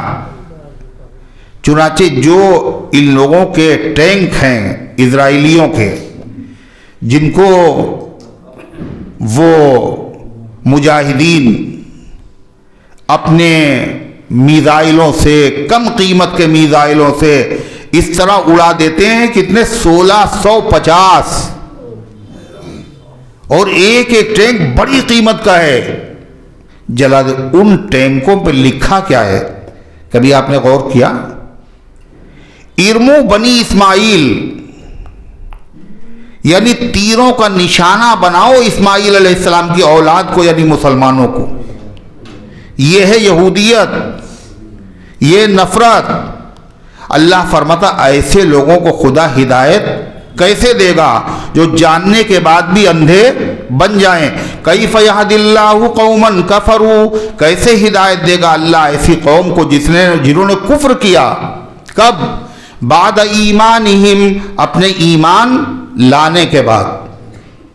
نبی کے اعلان نبوت سے پہلے سب ایمان لائے ہوئے تھے، سب انتظار کر رہے تھے، اور جب دیکھ لیا اپنی برادری کے نہیں ہیں تو کفر کر لیا. وَشَهِدُوا أَنَّ الرَّسُولَ حَقٌّ، اور جنہوں نے گواہی بھی دی کہ واقعی یہ رسول برحق ہیں. کیا بتایا؟ کس نے؟ حضرت صفیہ رضی اللہ عنہا نے. ان کے باپ یہودیوں کے بڑے عالم تھے، اور چچا کہتی جب حضور پاک صلی اللہ علیہ وسلم مدینہ طیبہ تشریف لائے تو میرے باپ اور چچا دونوں گئے حضور سے ملنے کے لیے. دیکھیں یہ وہی ہے جن کا ہماری کتاب میں ذکر ہے. تو کہنے جب گئے تو انداز دوسرا تھا اور جب واپس آئے تو انداز دوسرا تھا. گئے تو بڑے حشاش بشاش خوش و خرم نبی سے ملنے جا رہے ہیں. واپس آئے تو چہرے لٹکے ہوئے بجھے ہوئے بھاری بھاری قدموں سے ایک کمرے میں داخل ہو گئے. اور میرے چچا نے کہا میرے باپ سے کیا یہ واقعی وہی پیغمبر ہے جس کا ہماری کتابوں میں ذکر ہے؟ تو میرے والد نے کہا ای واللہ، ہاں خدا کی قسم یہ وہی پیغمبر ہے جن کے اوصاف اور علامات ہماری کتابوں میں ذکر ہیں. تو چچا نے پوچھا پھر کیا ارادہ ہے؟ کل العداوہ الی یوم القیامہ، قیامت تک ان سے دشمنی رکھنا ہے اور ان سے عداوت رکھنا ہے، ان کا کلمہ نہیں پڑھنا ہے. قرآن کرم وشہدوا، اور گواہی دی انہوں نے ان الرسول حق، کہ رسول برحق ہیں اور سچے ہیں. اس کے بعد بھی انہوں نے کفر کیا. وجاءہم البینات، اور وہ لائے ہیں دلائل ان کے پاس، معجزات بھی دکھا رہے ہیں. اس کے بعد بھی ایسے ظالم لوگوں کو اللہ ہدایت، واللہ لا یہدی القوم الظالمین، اور اللہ ہدایت نہیں دیتا ہے ظالموں کو جو حق سمجھ میں آنے کے بعد، روشن ہو جانے کے بعد بھی حق کو نہ مانے. ایسے ظالموں کو اللہ کی سنت یہی اللہ ہدایت نہیں دیتا. عبداللہ ابن سلام بھی یہودی تھے، یہودیوں کے عالم تھے. وہ بھی انہوں نے دیکھا وہ کھجوریں توڑ رہے تھے اپنے درخت پہ چڑھے ہوئے. آواز آئی، کوئی اعلان کر رہا تھا مسلمانوں جس نبی کا تم انتظار کر رہے تھے وہ آ گئے. عبداللہ ابن سلام نیچے اترے، کچھ کھجوریں لی اور آپ کی خدمت میں آئے. دیکھیں یہ وہی نبی ہیں. تو دیکھا، کہتے ہیں فلما رأیت استبنت ان وجهه ليس بوجه الكذاب، جیسے میری چہرے پر نظر پڑی میرا دل یقین کر گیا کہ یہ کسی جھوٹے آدمی کا چہرہ نہیں ہو سکتا، 100% یہ وہی پیغمبر ہے جن کا ہماری کتابوں میں ذکر ہے. اور فوراً ایمان لے آئے. جب ایمان لے آئے تو انہوں نے کیا کہا اللہ کے نبی علیہ السلام، اے اللہ کے رسول یہ میری قوم بھی جانتی ہے کہ آپ سچے نبی ہیں، میرے ایمان کو آپ ظاہر نہ کیجئے ان پر، اور آپ آزما لیجئے کہ یہ کتنی بدعہد اور کتنی غدار قوم ہے. چنانچہ حضور پاک علیہ السلام نے عبداللہ ابن سلام کو ایمان جب لے آئے ان کو چھپا دیا، کہنے تم اندر بیٹھو. اور یہودیوں کو حضور نے بلایا اور کہا کہ بھائی تمہاری کتابوں میں میرا ذکر تو ہے، تم لوگ جانتے ہو، ایمان لے آؤ. کہلے میری کتاب میں تو کوئی ذکر نہیں. کہلے اچھا اور اگر تمہارے عالم اگر ایمان لے آئے تو؟ کہلے کون؟ کہا کہ عبداللہ ابن سلام کے بارے میں کیا رائے ہے؟ کہلے وہ ہوا امامنا و ابن امامنا، وہ ہمارے امام ہیں، ہمارے امام کے بیٹے ہیں. ہوا سیدنا و ابن سیدنا، وہ میرے سردار ہیں، میرے سردار زادے ہیں. آپ نے فرمایا وہ ایمان لے آئے؟ کہنے کیا کہنا وہ ایمان لے آئے تو ہم بھی ایمان لے آئیں گے. آپ نے فرمایا عبداللہ ذرا باہر آ جاؤ. اب پردے سے جو وہ باہر آئے عبداللہ ابن سلام اور کہا اشہد ان لا الہ الا اللہ واشہد ان محمد عبدہ ورسولہ، تو سارے یہودی بولے ارے یہ ہم میں کا سب سے برا آدمی ہے اور سب سے برے آدمی کا بیٹا ہے، ہم اس کے ایمان لانے سے ایمان لے آئیں گے. ابھی کہہ رہے سب سے اچھے ہیں، اچھے کے بیٹے ہیں، سردار کے بیٹے ہیں، لیکن یہ وہ قوم ہے. عبداللہ ابن سلام نے پہلے ہی کہا تھا یہ جانتے سب ہیں مگر مان نہیں رہے. اللہ اسی کو ذکر فرما رہا ہے اولئک جزاؤہم ان علیہم لعنت اللہ، یہ ایسے بدنصیب ہیں، ان کی سزا یہ ہے ان پر اللہ کی لعنت برستی ہے. والملائکہ، اور فرشتوں کی لعنت، والناس اجمعین، اور تمام انسانوں کی لعنت. لعنت کے معنی اللہ رحمت سے دور کر دے. اور ظاہر بات تمام انسانوں میں خود یہودی بھی شامل ہیں، یہ بھی اپنے اوپر لعنت کرتے ہیں. کیا کہتے ہیں؟ کیا کہتے ہیں؟ اللہ جھوٹوں پہ لعنت کرے اور جھوٹے خود ہی. اللہ ظالموں پہ لعنت کرے اور ظالم خود ہی. اللہ تعالیٰ فرماتا ہے، اور یہی حال رافضیوں کا بھی ہے، لعنت اللہ علی الکاذبین، وہ پڑھتے ہیں اللہ کی لعنت ہو کاذبین پر، جھوٹوں پر، اور خود ہی جھوٹ بولتے ہیں. جھوٹ بولنا مذہب ہے، اور جھوٹ بولنا کیا ہے؟ کیا جھوٹ بولنا؟ ثواب. اس کا نام بدل دیا انہوں نے، تقیہ رکھ دیا اس کا، اور کہا دین میں 10 حصے ہیں، 10 میں سے 9 حصے جھوٹ بولنا ہے، اور ایک حصہ نماز، روزہ، زکوٰۃ، حج، قربانی، یہ سب ایک حصہ ہے. یعنی اگر کوئی آدمی نماز روزہ نہ بھی کرے، جھوٹ بولے، تو دین کے 9 حصے اس کے پاس ہیں. اور ایک آدمی نماز روزہ سب کچھ کرے اور جھوٹ نہ بولے تو دین کا ایک حصہ ہے، 9 حصے اس کے پاس نہیں. بتاؤ کون فائدے میں ہے؟ کون فائدے میں ہے؟ جھوٹ بولنے والا، نہ بولنے والا؟ کون فائدے میں؟ جھوٹ بولنے والا نا. تو بتائیے جب اتنا فائدہ ہو تو بھلا وہ جھوٹ نہیں بولیں گے؟ چھوٹے بڑے ہیں، مولوی، غیر مولوی، کتابیں لکھنے والے، سب جھوٹ ہی جھوٹ، ہر بات جھوٹ. اللہ رحم فرمائے. تو اللہ تعالیٰ نے کیا ارشاد فرمایا؟ خالدین فیہا، اور یہ ہمیشہ اسی لعنت میں رہیں گے. یعنی دنیا ختم ہوگی، جہنم میں چلے جائیں گے، اور جب جہنم میں پہنچے تو یہ لعنت ختم نہیں ہوگی. لا یخفف عنہم العذاب ولا هم ینظرون، نہ ان سے عذاب کو ہلکا کیا جائے گا اور نہ ان کو مہلت دی جائے گی. یعنی مسلسل پورے ہفتے عذاب ہوگا، اتوار کے دن چھٹی نہیں ہوگی. مہلت دینے کا مطلب ایک دن چھٹی، یہ بھی نہیں ہوگا. اور جو عذاب ہے وہ عذاب ہلکا بھی نہیں ہوگا. اللہ تعالیٰ فرماتا ہے اِلَّا الَّذِينَ تَابُوا مِن بَعْدِ ذَلِكَ وَأَصْلَحُوا. کیا بات ہے خدا کی. اللہ کرے اتنے ظالم ہیں، نبیوں کے قاتل ہیں، آخری پیغمبر کے نبوت کے انکاری ہیں، اور حضور پاک علیہ السلام پر جادو کرنے والے، آپ کے قتل کے منصوبے بنانے والے، دین اسلام سے غداری کرنے والے، مسلمانوں کے خلاف اسلام کو سازشیں کرنے والے، سب کچھ صحیح. اللہ کہتا پھر بھی اگر بھولا ہوا شام کو واپس آ جائے تو ایسے ظالموں کو دنیا میں کوئی قبول نہیں کرے گا، مگر ہمارا دربار ایسا دربار ہے کہ ہم اس کو بھی سچی توبہ کے بعد قبول کرنے کے لیے تیار. نرالا دربار خدا کا. اللہ اکبر. اللہ نے ذکر کیا جنہوں نے اسلام قبول کرنے کی وجہ سے خندقوں میں ایمان والوں کو جلایا. اللہ آگے کیا کہہ رہا ہے؟ ان الذین فتنوا المؤمنین والمؤمنات ثم لم يتوبوا فلهم عذاب جہنم. جنہوں نے ایمان والوں کو جلایا، ایمان والیوں کو جلایا، اور پھر توبہ نہیں کی تو ان کے لیے جہنم ہے. اگر اس کے بعد بھی انہوں نے توبہ کر لی تو ان کے لیے جہنم نہیں ہے. آپ سوچئے، اللہ تعالیٰ کی درگاہ نرالی درگاہ ہے، اللہ کا دربار نرالا دربار ہے. کیا کہا؟ باز آنچے ہستی باز آ. واپس آ جاؤ، تم کچھ بھی ہو، واپس آ جاؤ، ہم تمہیں قبول کرنے کے لیے تیار ہے. گر کافرو گبرو بت پرستی بادا. اگر تم کافر ہو، اگر تم بتوں کے پجاری ہو، اگر تم گبر ہو یعنی آگ کے پجاری ہو اور زندگی گزر گئی ہے، پھر بھی تم واپس آ جاؤ، ہم تمہیں قبول کر لیں گے.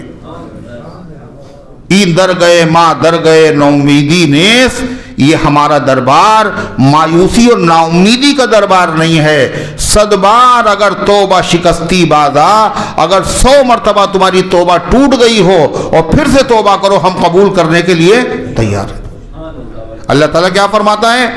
فرمایا اِلَّا الَّذِينَ تَابُوا مِن بَعْدِ ذَلِكَ وَأَصْلَحُوا، مگر وہ لوگ جو توبہ کر لیں ان کے بعد، وَأَصْلَحُوا، اور اپنی اصلاح کر لے، یعنی سچی توبہ کریں، منافقانہ نہ ہو، دکھاوے کے لیے نہ، جھوٹ نہ ہو. فَإِنَّ اللَّهَ غَفُورٌ رَحِيمٌ، تو اللہ بہت بخشنے والا، رحم فرمانے والا ہے. اللہ فرماتا إِنَّ الَّذِينَ كَفَرُوا بَعْدَ إِيمَانِهِمْ ثُمَّ ازْدَادُوا كُفْرًا لَن تُقْبَلَ تَوْبَتُهُمْ. بے شک وہ لوگ جنہوں نے کفر کیا، بعد ایمانہم، اپنے ایمان لانے کے بعد، موسیٰ علیہ السلام پر ایمان لائے، اور عیسیٰ علیہ السلام جب آئے تو ان کا انکار کر دیا تو کیا ہو گیا؟ ایمان لانے کے بعد کفر ہوا۔ ان الذین کفروا، وہ لوگ جنہوں نے کفر کیا بعد ایمانہم، ایمان لانے کے بعد، ثم ازدادوا کفرا، پھر کفر میں بڑھتے چلے گئے۔ عیسیٰ علیہ السلام کا انکار کیا، کفر، پھر حضور پاک صلی اللہ علیہ وسلم کا زمانہ ہے، حضور کا بھی انکار کیا، تو کفر کم ہوا بڑھا؟ کفر بڑھ گئے۔ لن تقبل توبتہم، ان کی توبہ قبول نہیں۔ ابھی تو بتایا آپ نے 100 مرتبہ اگر توبہ ٹوٹ جائے اللہ قبول کرنے کے لیے تیار ہے، اللہ کرے ان کی توبہ قبول نہیں ہوگی۔ اس کا کیا مطلب ہے؟ اس کا مطلب یہ ہے کہ اگر یہ کفر ہی پر قائم رہے مرتے دم تک، اور پھر مرنے سے پہلے جب غرغرے کا عالم طاری ہوا، گھرا جسے کہتے ہیں، جب آواز گلے میں پھنسنے لگی اور نبضیں ڈوبنے لگی اور فرشتے نظر آنے لگے اور اللہ کا عذاب دکھنے لگا، پھر اگر یہ توبہ کریں گے تو توبہ قبول نہیں ہوگی۔ فرعون نے بھی توبہ کی تھی، کب؟ حتیٰ اذا ادرکہ الغرق، یہاں تک کہ جب وہ ڈوبنے لگا تو کہنے آمنا برب موسیٰ و ہارون، ہم موسیٰ اور ہارون کے رب پر ایمان لائے۔ مگر اس کے ایمان کب تھا؟ جب موت نظر آنے لگی، جب عذاب کے فرشتے دکھنے لگے۔ اس طریقے سے ہر آدمی مرنے کے وقت توبہ کرتا ہے، مرنے کے وقت اگر توبہ کریں گے تو توبہ قبول نہیں ہوگی۔ یا ایمان نہیں لا رہا ہے آدمی، اے اللہ اتنے لوگوں کو میں نے قتل کیا تھا، ناحق قتل کیا تھا، اللہ معافی چاہتے ہیں معاف کر دے، مگر ایمان نہیں لا رہا ہے۔ اگر ایمان نہیں لائے گا، خالی توبہ کرے گا، اس کی توبہ بھی قبول نہیں ہوگی۔ اللہ فرماتا لن تقبل توبتہم واولئک ھم الضالون، ان کی توبہ قبول نہیں کی جائے گی اور یہ گمراہ لوگ ہیں۔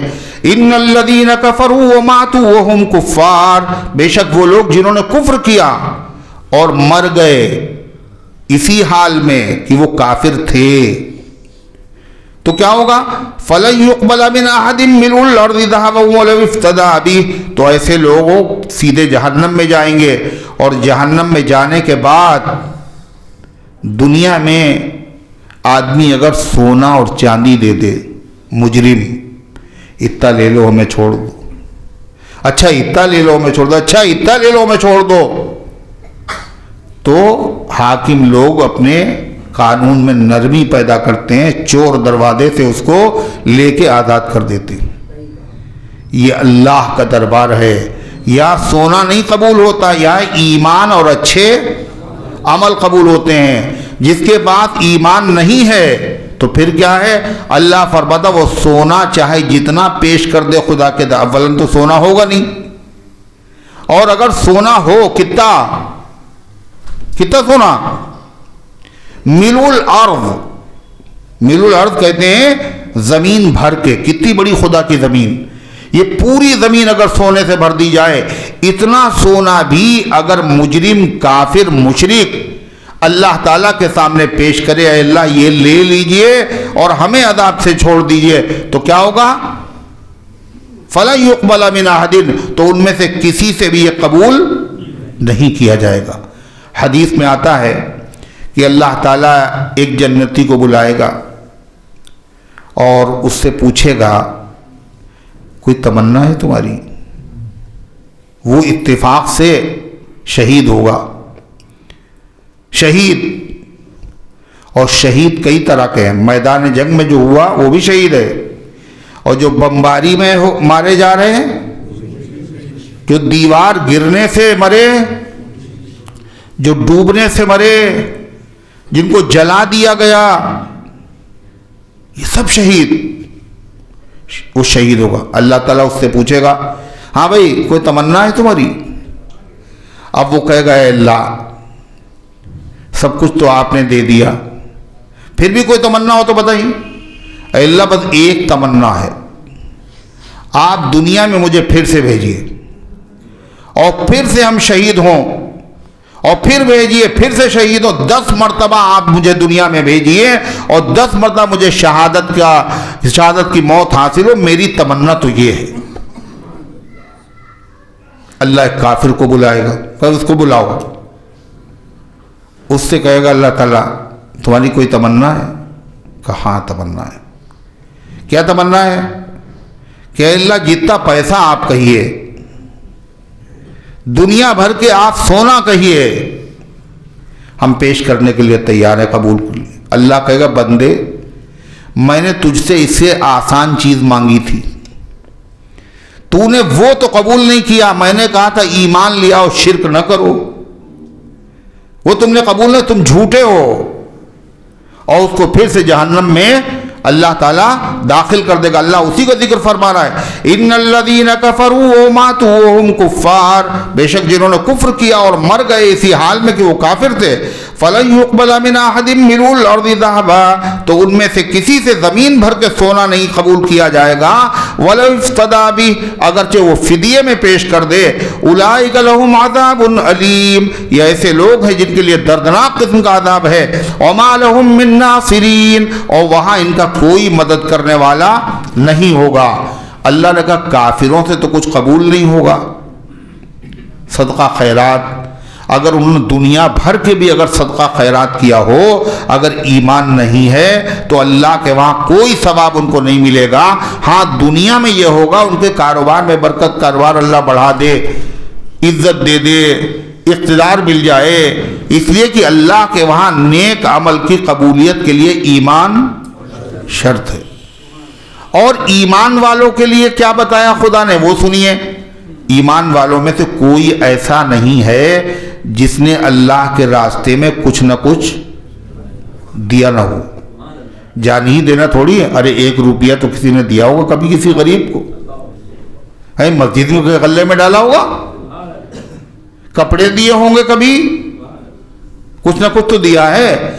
اللہ فرماتا دیکھو جو بھی تم دو گے اللہ کے راستے میں اس کا ثواب تمہیں ملے گا، لیکن تم چاہتے کیا ہو؟ تم اگر یہ چاہتے ہو کہ تمہیں کامل مکمل ثواب ملے، کامل مکمل ثواب ملے، اور تم حق ادا کر دو، نیکی کا حق ادا کر دو، تو اس کا راستہ صرف اور صرف ایک ہے۔ وہ کیا راستہ ہے؟ قرآن کی اس آیت میں اللہ نے بتایا کیا، لن تنالوا البر حتى تنفقوا مما تحبون، چوتھا پارہ یہیں سے شروع ہو رہا ہے۔ ہرگز نہیں حاصل کر سکتے ہیں وہ کامل مکمل نیکی، نیکی تو ہوگی مگر کامل مکمل جو اللہ کو پسند ہے وہ نیکی ہرگز نہیں تم حاصل کر سکتے ہو، حتیٰ تنفقوا، یہاں تک کہ خرچ کرو، یہاں تک معلوم خالی نماز پڑھو تو خالی نماز کے لئے 10 رکعت پڑھ لیں گے، 100 رکعت پڑھ لیں گے، مگر پیسہ دینے میں بہت پیچھے۔ بازار میں جب لے کے گئے تو یہ 500 کا نوٹ کیا ہے بہت چھوٹا معلوم ہوا، کہنے کچھ اس میں ملتا ہی نہیں، جلدی سے ہور ہو گیا۔ اور جب مسجد کا غلہ آیا تو یہ 500 کا نوٹ بہت بڑا معلوم ہوا۔ اب جیب میں تلاش کر رہے ہیں کوئی ٹوٹا پیسہ مل جائے، 10 روپے بھی بہت ہے، 500 والے دینے، دیکھیں منظر دیکھ لیجئے آپ۔ اللہ کیا کہہ رہا ہے، لن تنالوا البر، تم کامل مکمل نیکی حاصل نہیں کر سکتے، حتی تنفقوا، یہاں تک کہ خرچ کرو، مما تحبون، اس میں سے جو تمہیں پسند ہے، وہ خرچ کرو جو پسند ہے۔ اور کتنا خرچ کرو؟ جو پسند ہے سب خرچ کر دیں؟ کہا نہیں، مما، اس میں سے خرچ کرو جو تمہیں پسند ہے۔ اسلام اس کا قائل نہیں ہے بیوی بچے بھوکوں مر جائیں، ہم نے تو کیا کیا، جنت اپنی سیدھی کرنا ہے، ہم نے کہا یہ مکان بھی مدرسے میں لکھ دیا اور یہ مکان مسجد میں لکھ دیا اور گھر والوں کے لیے کچھ نہیں چھوڑا، کہا یہ سب کچھ نہیں ہے، ان کا بھی حق بھی ہے۔ حضرت فاروق اعظم جب آدھا مال لے کے آئے تھے حضور کے پاس چندے پہ، تو آپ کا سوال کیا تھا، حل ابقیت لأہلک، عمر گھر والوں کے لیے کچھ چھوڑا ہے؟ اس لیے کہ سب کے تمہارے اوپر حقوق ہیں، بیوی کے، بچوں کے، ماں باپ کے، ان کے لیے بھی کچھ چھوڑا ہے؟ سب لے آئے؟ کہنے آدھا۔ اور صدیق اکبر تھوڑی دیر میں آئے، ان سے پوچھا کیا چھوڑا گھر والوں کے لیے؟ وہی سوال۔ تو ان کا اللہ اس کے رسول کا نام چھوڑا ہے۔ اللہ کے نبی نے صدیق اکبر سے یہ نہیں کہا یہ تم نے کیا کیا.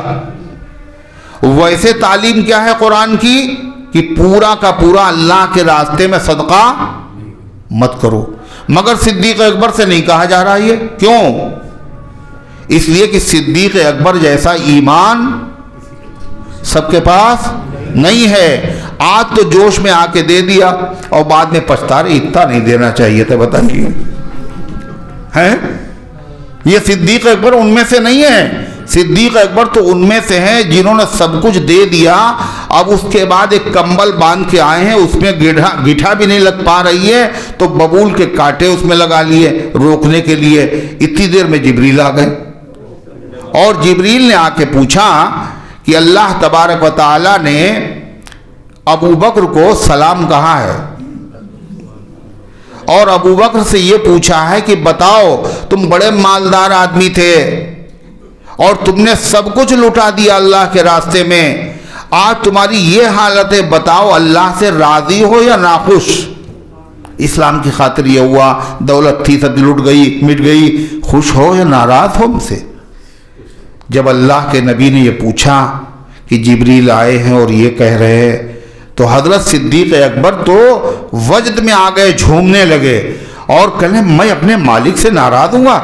بلا عن ربی راضی, ہاں میں اپنے مالک سے خوش ہوں, میں اپنے مالک سے خوش ہوں, میں اپنے مالک سے خوش ہوں. کوئی بندہ ایسا بھی ہے نبیوں کے علاوہ کہ اللہ خود باقاعدہ جبریل کو بھیج کے پوچھوا رہا ہے تم راضی ہو؟ تم راضی ہو؟ یہ بہت اونچا مقام ہے. اس سے اونچا مقام کیا ہو سکتا ہے؟ نبیوں اور نبوت کے بعد اس سے اونچا کوئی مقام نہیں. خودی کو کر بلند اتنا کہ ہر تقدیر سے پہلے خدا بندے سے خود پوچھے بتا تیری رضا کیا ہے؟ تم راضی ہو؟ یہ صدیق اکبر ہے. تو اللہ تبارک, وہ صدیق اکبر کا مقام تھا. عام لوگوں کے پاس ویسا ایمان نہیں ہے, ورنہ گھر والے ہی لان تان کریں گے میاں اچھا کیا آپ نے, بتائیے تھوڑا سا اگر صدقہ زیادہ ہو گیا گھر والوں کو پتہ چلا لٹا دو سب اسی طرح ہے. ارے آگے دیکھو ابھی کتنی عمر باقی ہے, بچے ہیں, شادیاں ہیں, اور تم تو ہر وقت جو آیا دے دیا. یہ اللہ فرمایا لن تنالوا البر حتى تنفقوا مما تحبون, تم کامل نیکی حاصل نہیں کر سکتے یہاں تک خرچ کرو اللہ کے راستے میں جو تمہیں پسند ہے, یہ نہیں جو فالتو بچا.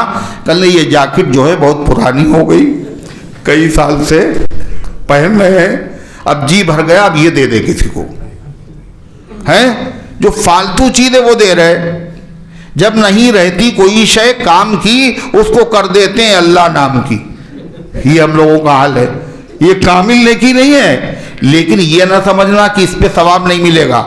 پرانا کپڑا استعمال کیا ہوا, استعمال کیے ہوئے برتن بھی اگر کسی غریب کو دے دیا جائے اس کا کام چل جائے یہ بھی ثواب ہے. لیکن اللہ کرے کامل مکمل نیکی, اللہ کی مکمل رضا اگر تم چاہتے ہو تو یہ تمہیں ملے گی نہیں. یہ کب ملے گی؟ یہاں تک خرچ کرو اس میں سے جو تمہیں پسند ہے, جو تمہارے استعمال میں ہے, جو تمہاری ضرورت کی بھی ہے, لیکن تم نے دیکھا کوئی مستحق نظر آیا تم نے اسے دے دیا تو کامل تمہیں نیکی ملے گی.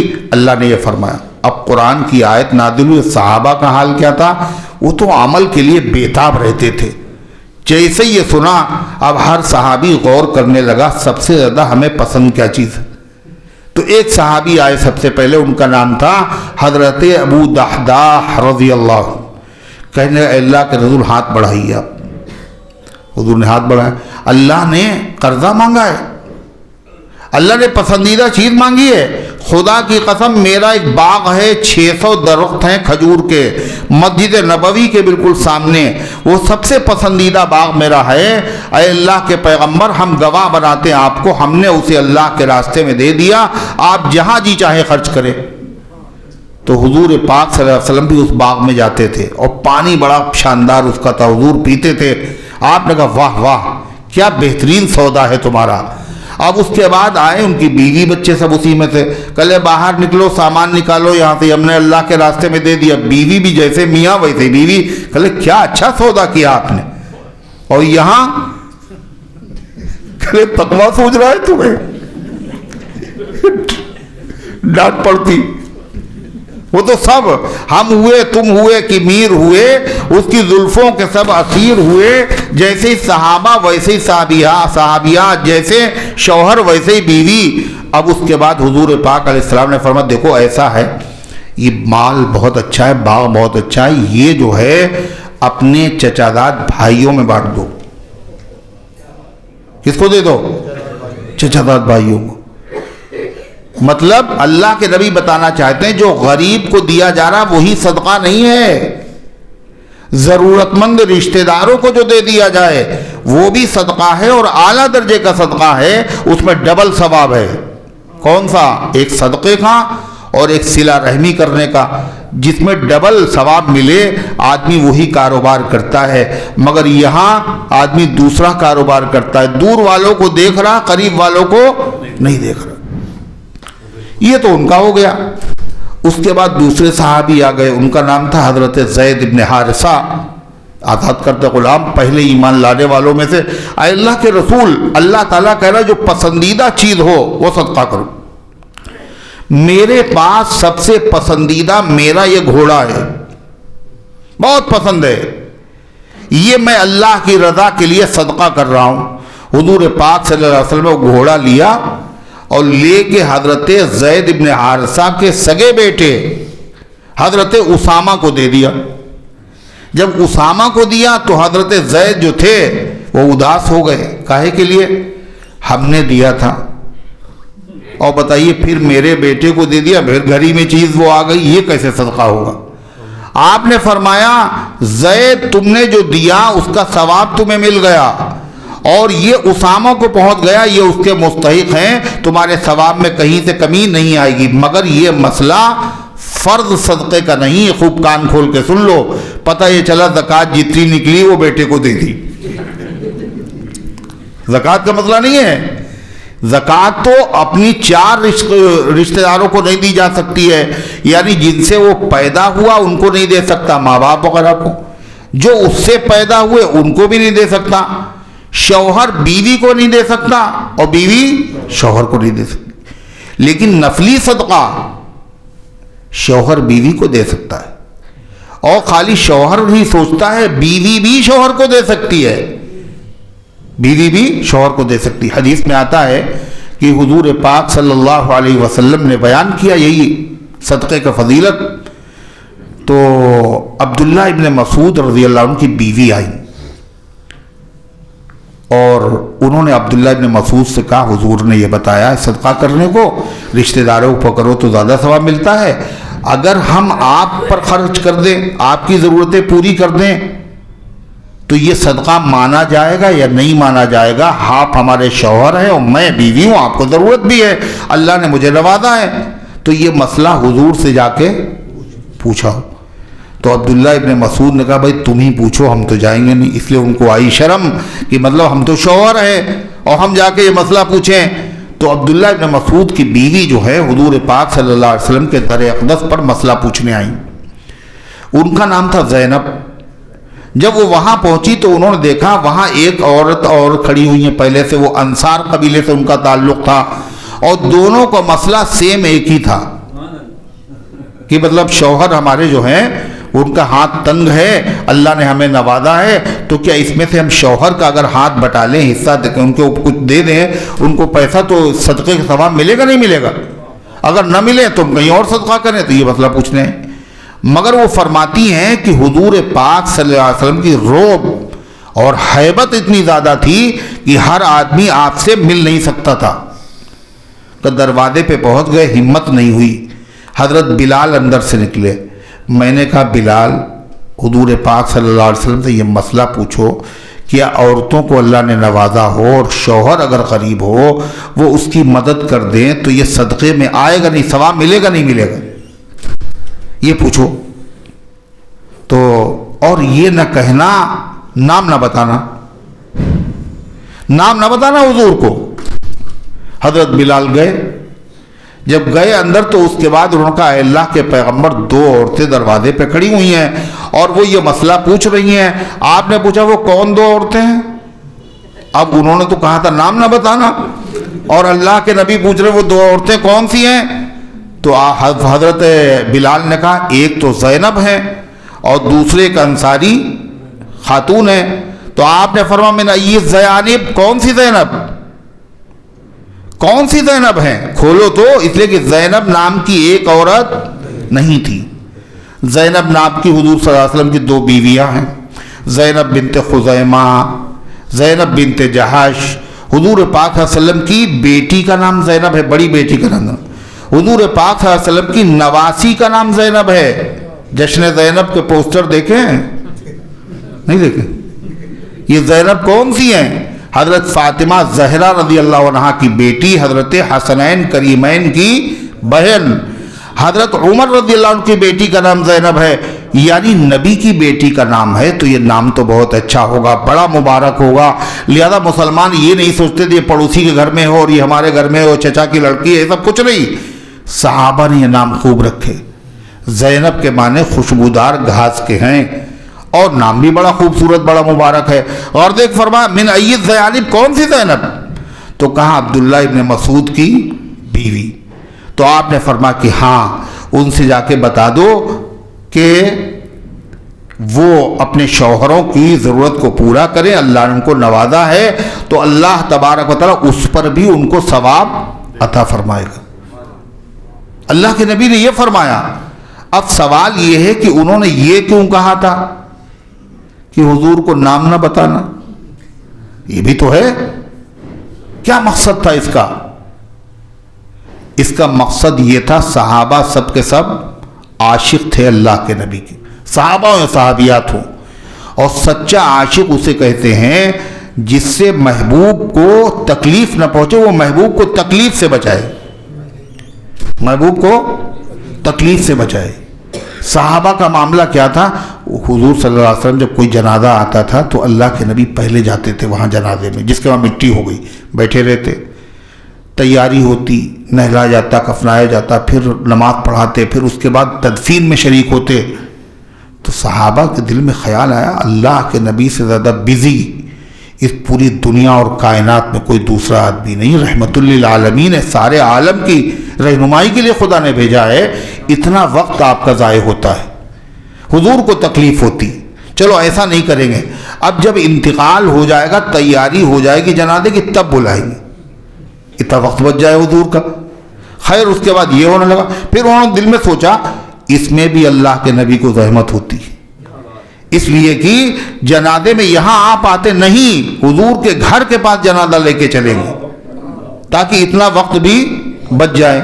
اب لوگ یہ تھوڑی یہ سوچتے ہیں، وہ کہتے ہیں مولانا رابع صاحب ہمارے گھر پہ آئے تھے، اب وہ فخر کر رہے ہیں، اور یہ نہیں سوچ رہے کس مجبوری میں آئے ہوں گے، ہزاروں کام ان کے ہوں گے، آپ درد سر بن گئے کہ حضرت چلیے میرا وہاں، چلیے وہاں. وہ بیچارے آ گئے.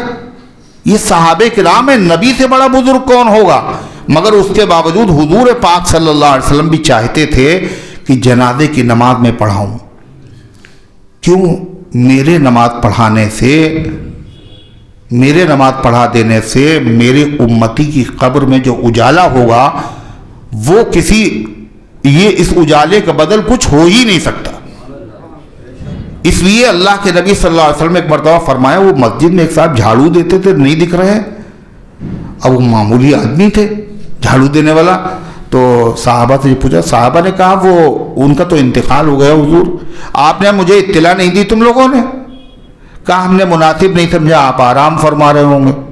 آپ نے کہا سبحان اللہ، آپ قبر پہ گئے باقاعدہ اور وہاں آپ نے دعا کی. آپ نے کہا فرما پتہ ہے تمہیں میرے نماز پڑھ دینے سے میری امتی کی قبر میں جو اجالا ہوتا ہے وہ ویسے نہیں ہوتا. آپ بتائیے نبی کی رحمت ہے.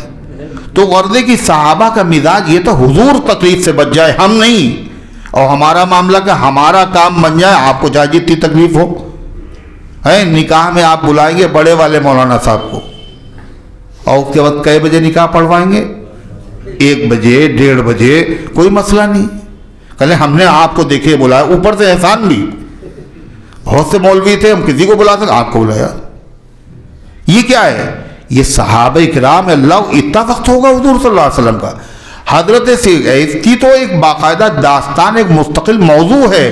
ایک آخری بات، حضور پاک صلی اللہ علیہ وسلم نے مکے میں خانہ کعبہ میں جو تقریر ہوئی ہے توحید کی، دعوت و تبلیغ کی، سب سے پہلی دعوت، سب سے پہلا خطبہ حرم شریف میں وہ اللہ کے نبی نے نہیں دیا بلکہ ابو بکر صدیق نے دیا۔ نہیں سمجھ میں آئی بات؟ حضور موجود ہے، صحابہ موجود ہیں، حرم ہے، لیکن تقریر کرنے اللہ کے نبی نہیں، صدیق اکبر کھڑے ہوئے۔ یہ تو بے ادبی ہوئی، نبی موجود ہے، صدیق اکبر آگے، کہا بے ادبی نہیں، یہ عشق ہے، یہ عشق ہے۔ صدیق اکبر نے کہا حضور آپ نہیں، ہم دیں گے خطبہ۔ کیوں دیں گے؟ اللہ کے نبی جانتے تھے میرا دوست کیسا ہے، اس لیے کہ وہ سارے لوگ، مکے کے لوگ کتنے خدا پوجتے تھے؟ 360، اور حضور کہتے تھے ایک اللہ کے علاوہ عبادت کے لائق نہیں۔ یہ سب اندھیرے میں رہنے کے عادی تھے، اور جب اندھیرے میں رہنے کا آدمی عادی ہوتا ہے، ایک دم سے بجلی کی چمک آتی تو آنکھوں کو اچھا نہیں لگتا۔ توحید کی دعوت اگر آپ دیں گے اے پیغمبر، تو جو توحید کی دعوت دے گا یہ ظالم اس کے اوپر ٹوٹ پڑیں گے اور اس کو اتنا ماریں گے سوچا نہیں جا سکتا۔ تو اے پیغمبر یہ دعوت ہم دیں گے تاکہ آپ کے بجائے یہ ظلم و ستم ہمارے اوپر ٹوٹ جائے۔ یہ ہے مقصد پہلے دینے کا، اور صدیق اکبر نے جو سوچا تھا وہی ہوا۔ اتنا مارا گیا کہ جو بال چھوا جاتا تھا وہ الگ ہو جاتا تھا، چہرہ برابر ہو گیا، ناک و آنکھیں نہیں دکھ رہی ہیں۔ ان کی قوم کے لوگ آ گئے، اور عتبہ ابن ربیعہ نے بہت مارا تھا، کہنے لگے ابو بکر اگر مر گئے تو نسلیں ختم کر دیں گے۔ بے ہوش ہو گئے، ایک چادر میں ابو بکر کو لے جایا گیا اٹھا کر کے، ایسے لے بھی نہیں جا سکتے تھے۔ اور اس کے بعد سب بیٹھے انتظار کر رہے، ہوش آیا تو سب سے پہلا جملہ یہ تھا حضور کیسے ہیں؟ تو جو رشتہ دار بیٹھے تھے وہ کافر تھے، برادری کی وجہ سے آئے تھے، ان کا جن کی وجہ سے مارے گئے، اب بتائیے انہی کا نام لے رہے ہیں، بھائی ہم تو چلے ان کو دیکھو۔ اب بچی ان کی ماں تو ماں ہے، بھائی کھا لو کچھ بیٹا، کہلے حرام ہے کھانا، حرام ہے پینا، جب تک میں زیارت نہ کر لوں جناب محمد رسول اللہ صلی اللہ علیہ وسلم۔ اب ماں کیا کرے؟ حضور کہاں ملیں گے؟ کہا کہ یہ تو پتہ نہیں کہاں ہوں گے۔ کہا ام جمیل کے پاس جاؤ۔ اب ام جمیل ایک مسلمان عورت تھی، ان کے پاس پہنچی ابو بکر کی ماں۔ حضور کہاں ہے؟ انہوں نے کہا ہم کیا جانے کہاں ہیں۔ اس لیے انہوں نے یہ بات اس لیے کہی کہیں یہ جاسوس نہ ہو اور مخبری نہ کر دے، اللہ کے نبی کو تکلیف پہنچے۔ ہاں تمہارے بیٹے اگر زخمی ہیں تو ہم ان کو دیکھ سکتے۔ اب وہ آ گئی وہاں ساتھ میں چل کے۔ اس کے بعد انہوں نے کہا ابو بکر صدیق نے یہ میری ماں ہیں اور حضور کہا ہے بتا دو، کوئی بات کہیں اور نہیں جائے گی۔ تو انہوں نے بتایا دار ارقم میں ہے۔ رات کے اندھیرے میں جب چلنا پھرنا بند ہو گیا تو ان دونوں عورتوں کے سہارے ابو بکر صدیق دار ارقم میں پہنچے۔ جیسے ہی پہنچے حضور پاک صلی اللہ علیہ وسلم ایک دم سے اٹھ کے کھڑے ہو گئے، آپ کی آنکھوں میں آنسو آ گئے، اس لیے کہ ابو بکر نے جان دینے میں کوئی کسر نہیں باقی رکھی تھی اپنی، اور اللہ کے نبی نے ان کی پیشانی کو چوم لیا محبت کے ساتھ۔ تو حضرت صدیق اکبر کا مقصد کیا تھا؟ اللہ کے نبی کو تکلیف نہ ہو۔ غار میں حضرت ابو بکر پہلے کیوں داخل ہوئے؟ حضور کو تکلیف نہ ہو۔ پہلے خطبہ کیوں دیا؟ تکلیف نہ ہو۔ عبداللہ ابن مسعود کی بیوی کہہ رہے ہیں میرا نام نہ بتانا حضور کو۔ کیوں کہہ رہی؟ نام اگر بتا دیا تو عبداللہ ابن مسعود بڑے خاص، بڑے چہیتے صحابی ہیں۔ بعض لوگ تو یہ سمجھتے تھے یہ حضور کے گھر کے ایک فرد ہیں، اتنا آتے جاتے اندر جا رہے باہر آ رہے ہیں، حضور کے گھر آنے کے آدمی۔ تو ایسا نہ ہو اللہ کے نبی کے یہ آرام کا وقت ہو اور نام بتا دیا جائے تو مروت کی وجہ سے حضور صلی اللہ علیہ وسلم مجھے اندر بلا لے اور آپ کو تکلیف ہو، آپ خیال کی وجہ سے مجھے بلا تو لیں، بھئی عبداللہ بن مسعود کی بیوی آئی کیا سوچے گی، لیکن آپ کو تکلیف ہوگی، اس لیے میرا نام نہ بتانا۔ تو غرض کیا اسلام کتنا خوبصورت مذہب ہے کہ بیوی شوہر پہ خرچ کر رہی ہے، ضرورتیں پوری کر رہی ہے، کہا اس پر صدقے کا بھی ثواب مل رہا ہے اور اللہ کے راستے میں خرچ کرنے کا بھی ثواب مل رہا ہے۔ تو حضرت زید بن حارثہ آئے، انہوں نے کیا کہا؟ حضور یہ گھوڑا مجھے پسند ہے، یہ اللہ کے راستے میں۔ حضرت فاروق اعظم آئے، اے اللہ کے رسول جو خیبر میں آپ نے مجھے زمین دی تھی یہ مجھے بہت پسند ہے، عمر اس کو اللہ کے راستے میں وقف کر دو۔ سب سے پہلا اسلامی وقف وہ ہے جو عمر ابن خطاب نے وقف کیا۔ اس کے بعد عبداللہ ابن عمر آئے، کہنے لگے مجھے یہ غلام بہت پسند ہے۔ اتنا پسندیدہ غلام تھا، عبداللہ ابن جعفر کہتے تھے 1000 دینار لے لو مجھے دے دو، مگر حضرت عبداللہ ابن عمر نے نہیں دیا۔ قرآن کی آیت جب نازل ہوئی حضور کے پاس لے کے آئی، یہ مجھے پسند ہے اللہ کے رسول، اللہ کے راستے میں صدقہ کر۔ یہ ہے صحابہ کرام۔ اللہ اس کا عکس، اس کا ذرہ ہم سب کو بھی نصیب فرما دے۔ اللہ کہتا ہے کامل نیکی تو جب ہوگی جب تم وہ خرچ کرو جو تمہیں پسند ہے، لیکن کچھ بھی تم خرچ کرو، استعمال کیا ہوا، نیا، پرانا، ضرورت مند کو دو، اللہ کو معلوم سب ہے۔ وما تنفقوا من شيء فإن الله به عليم، اور جو چیز بھی تم خرچ کرو گے اللہ اس کو جانتا ہے۔ جب جانتا ہے اس پر ثواب تو ملے گا، لیکن کامل مکمل اگر ثواب چاہتے ہو تو ایسی چیزیں اللہ کے راستے میں دو جو تمہیں خود بھی بہت پسند ہو۔ اللہ ان گزارشات کو قبول فرمائے۔ جہری نمازوں کی جماعت چھوٹ گئی، اب اکیلے پڑھنے میں بلند آواز سے پڑھیں گے یا چپکے سے؟ آدمی کو اختیار ہے، ہلکی آواز میں بھی اسے پڑھ سکتا ہے۔ جیسے مغرب چھوٹ گئی، عشاء چھوٹ گئی، اب اگر اکیلے پڑھ رہا ہے قضا تو وہ ہلکی آواز سے بھی پڑھ سکتا ہے، اور بالکل جیسے امام کے پیچھے چپکے چپکے پڑھتا ہے ایسے بھی پڑھ سکتا ہے۔ آراف کی والدہ، ان کی اہلیہ محمد نسیم، محمد بلال، ان سب کی طبیعتیں خراب ہیں، اللہ ان سب کو شفا عطا فرمائے۔ عیدوں کا انتقال ہوگا، انا للہ، اللہ تعالیٰ ان کی مغفرت فرمائے، اور امت کے تمام مرحومین کی بھائیوں کی شادی کے بعد کھانا الگ کر لینے سے کیا گھر کی برکت چلی جاتی ہے؟ دیکھیے ایسا ہے، گھر میں جتنے لوگ ہوتے ہیں اگر بھائی ہیں بہت سارے تو ان کو ماں باپ کو چاہیے کہ وہ زندگی ہی میں سب کو الگ کر دیں، اس لیے کہ جب الگ کر دیا جاتا ہے بعد میں سب مل کے کھانا ایک ساتھ کھا لیں تو محبتیں رہتی ہیں، اور اگر نہیں الگ کیا چولہا ایک ہی رہے گا صاحب، ورنہ بدنامی ہوگی، اور دل میں چاہے جتنے چولہے جلتے رہے۔ یہ تو عقل مندی کی بات نہیں، اس لیے کھانے میں برکت ہوگی یہ بے شک صحیح ہے، لیکن دل میں قدورت بھی اگر ہو تو پھر یہ اچھی چیز نہیں ہے۔ حضرت مولانا صدیق صاحب باندوی رحمۃ اللہ علیہ نے اپنی مبارک زندگی میں اپنے تمام بچوں کو شادی کرنے کے بعد الگ کر دیا، اور اس کے بعد کہتے تھے کہ میں کھانا کھاتا ہوں، وہ اپنے سب ساتھی میں کھانا کھاتے ہیں، وہ اپنے گھر سے لے رہے ہیں، وہ اپنے گھر سے ایک دسترخوان پہ کھا رہے ہیں، الحمدللہ محبت باقی۔ الگ تو ہوں گے کسی نہ کسی دن، لیکن لڑ کے اگر الگ ہوئے تو کیا فائدہ، محبت کے ساتھ الگ ہو جائیں۔ مسئلہ یہی ہے۔ محمد عزیر کی بیٹی انعامہ ICU میں بھرتی ہیں، اللہ ان کے حال پہ رحم فرمائے، شفا عطا فرمائے۔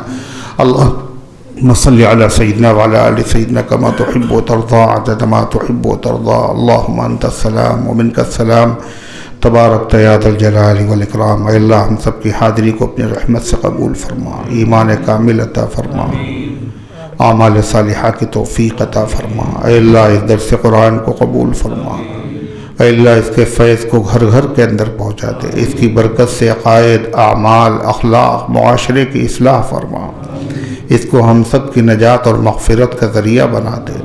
اے اللہ اس کی برکت سے بیماروں کو شفا عطا فرما، حاجت مندوں کی حاجتوں کو پورا فرما، جن کو ملازمت کی تلاش ہے اچھی ملازمت عطا فرما دے، جن کے کاروبار ٹوٹے ہوئے اے اللہ ان کے کاروبار میں برکت عطا فرما۔ اے اللہ مسجد اقصیٰ کی، حرمین شریفین کی، اور دنیا کی تمام مساجد کی، معابد کی، مدارس کی، مراکز اسلامیہ کی حفاظت فرما۔ اے اللہ بیت المقدس کی حفاظت کے لیے جان و مال کی قربانی دینے والوں کی قربانیاں قبول فرما، غیب سے ان کی نصرت اور حمایت فرما۔ اے اللہ جو ظالم یہودی ہیں، عیسائی ہیں، مشرک ہیں، ان کے حامی ہیں، اے اللہ ان سب پر اے اللہ اپنے قہر و غضب کی بجلیاں گرا دے۔ اے اللہ ان کو عبرتناک سزا عطا فرما، اے اللہ ان کو عبرتناک سزا عطا فرما۔ اے اللہ ہم کمزور ہیں، اے اللہ ہمارے اندر مقابلے کی طاقت نہیں ہے، اے اللہ ہم تیرے گھر کی حفاظت نہیں کر سکے۔ اے اللہ یہ ساری دنیا ظلم پر آمادہ ہے، مالک تجھے ہر طرح کے قدرت حاصل ہے، اے اللہ تو خود ان سے انتقام لے لے۔ اے اللہ ہمارے ملک کی، ہمارے وطن کی، ہمارے شہر کی فرقہ پرستوں کی شرارت سے حفاظت فرما۔ اے اللہ تمام ایمان والوں ایمان والیوں کی جان کی، مال کی، عزت کی، آبرو کی حفاظت فرما۔ اے اللہ ہم ان کے مقابلے پر تجھے پیش کرتے ہیں۔ اللہم انا نجعلک فی نحورہم ونعوذ بک من شرورہم۔ اے اللہ پورے عالم اسلام میں امن و امان قائم فرما۔ اے اللہ جو فرقہ پرست طاقتیں ہمارے ملک میں آگ لگانا چاہتی ہے اور نفرت کی اے اللہ جو آگ بھڑکانا چاہتے ہیں، اے اللہ ان کے منصوبوں کو خاک میں ملا دے۔ اے اللہ ان کے ارادوں میں ان کو ناکام فرما دے۔ اے اللہ ان کی تدبیروں کو انہی پر الٹ دے۔ اے اللہ ان کے دماغوں کو معوف فرما دے۔ اے اللہ جو دنیا سے جا چکے ان سب کی مغفرت فرما، جو دعاؤں کے طالب ہیں، اے اللہ جو امید رکھتے ہیں یا جن کا حق ہے یا جنہوں نے کہا ہے یا لکھا ہے، اے اللہ ان سب کے نیک مقاصد میں کامیابی نصیب فرما۔ اے اللہ ہم سب کو اسلام پر زندہ رکھ، ایمان پر موت دے، ایمان والوں کے ساتھ حشر فرما۔ آمین یا رب العالمین وصلی اللہ۔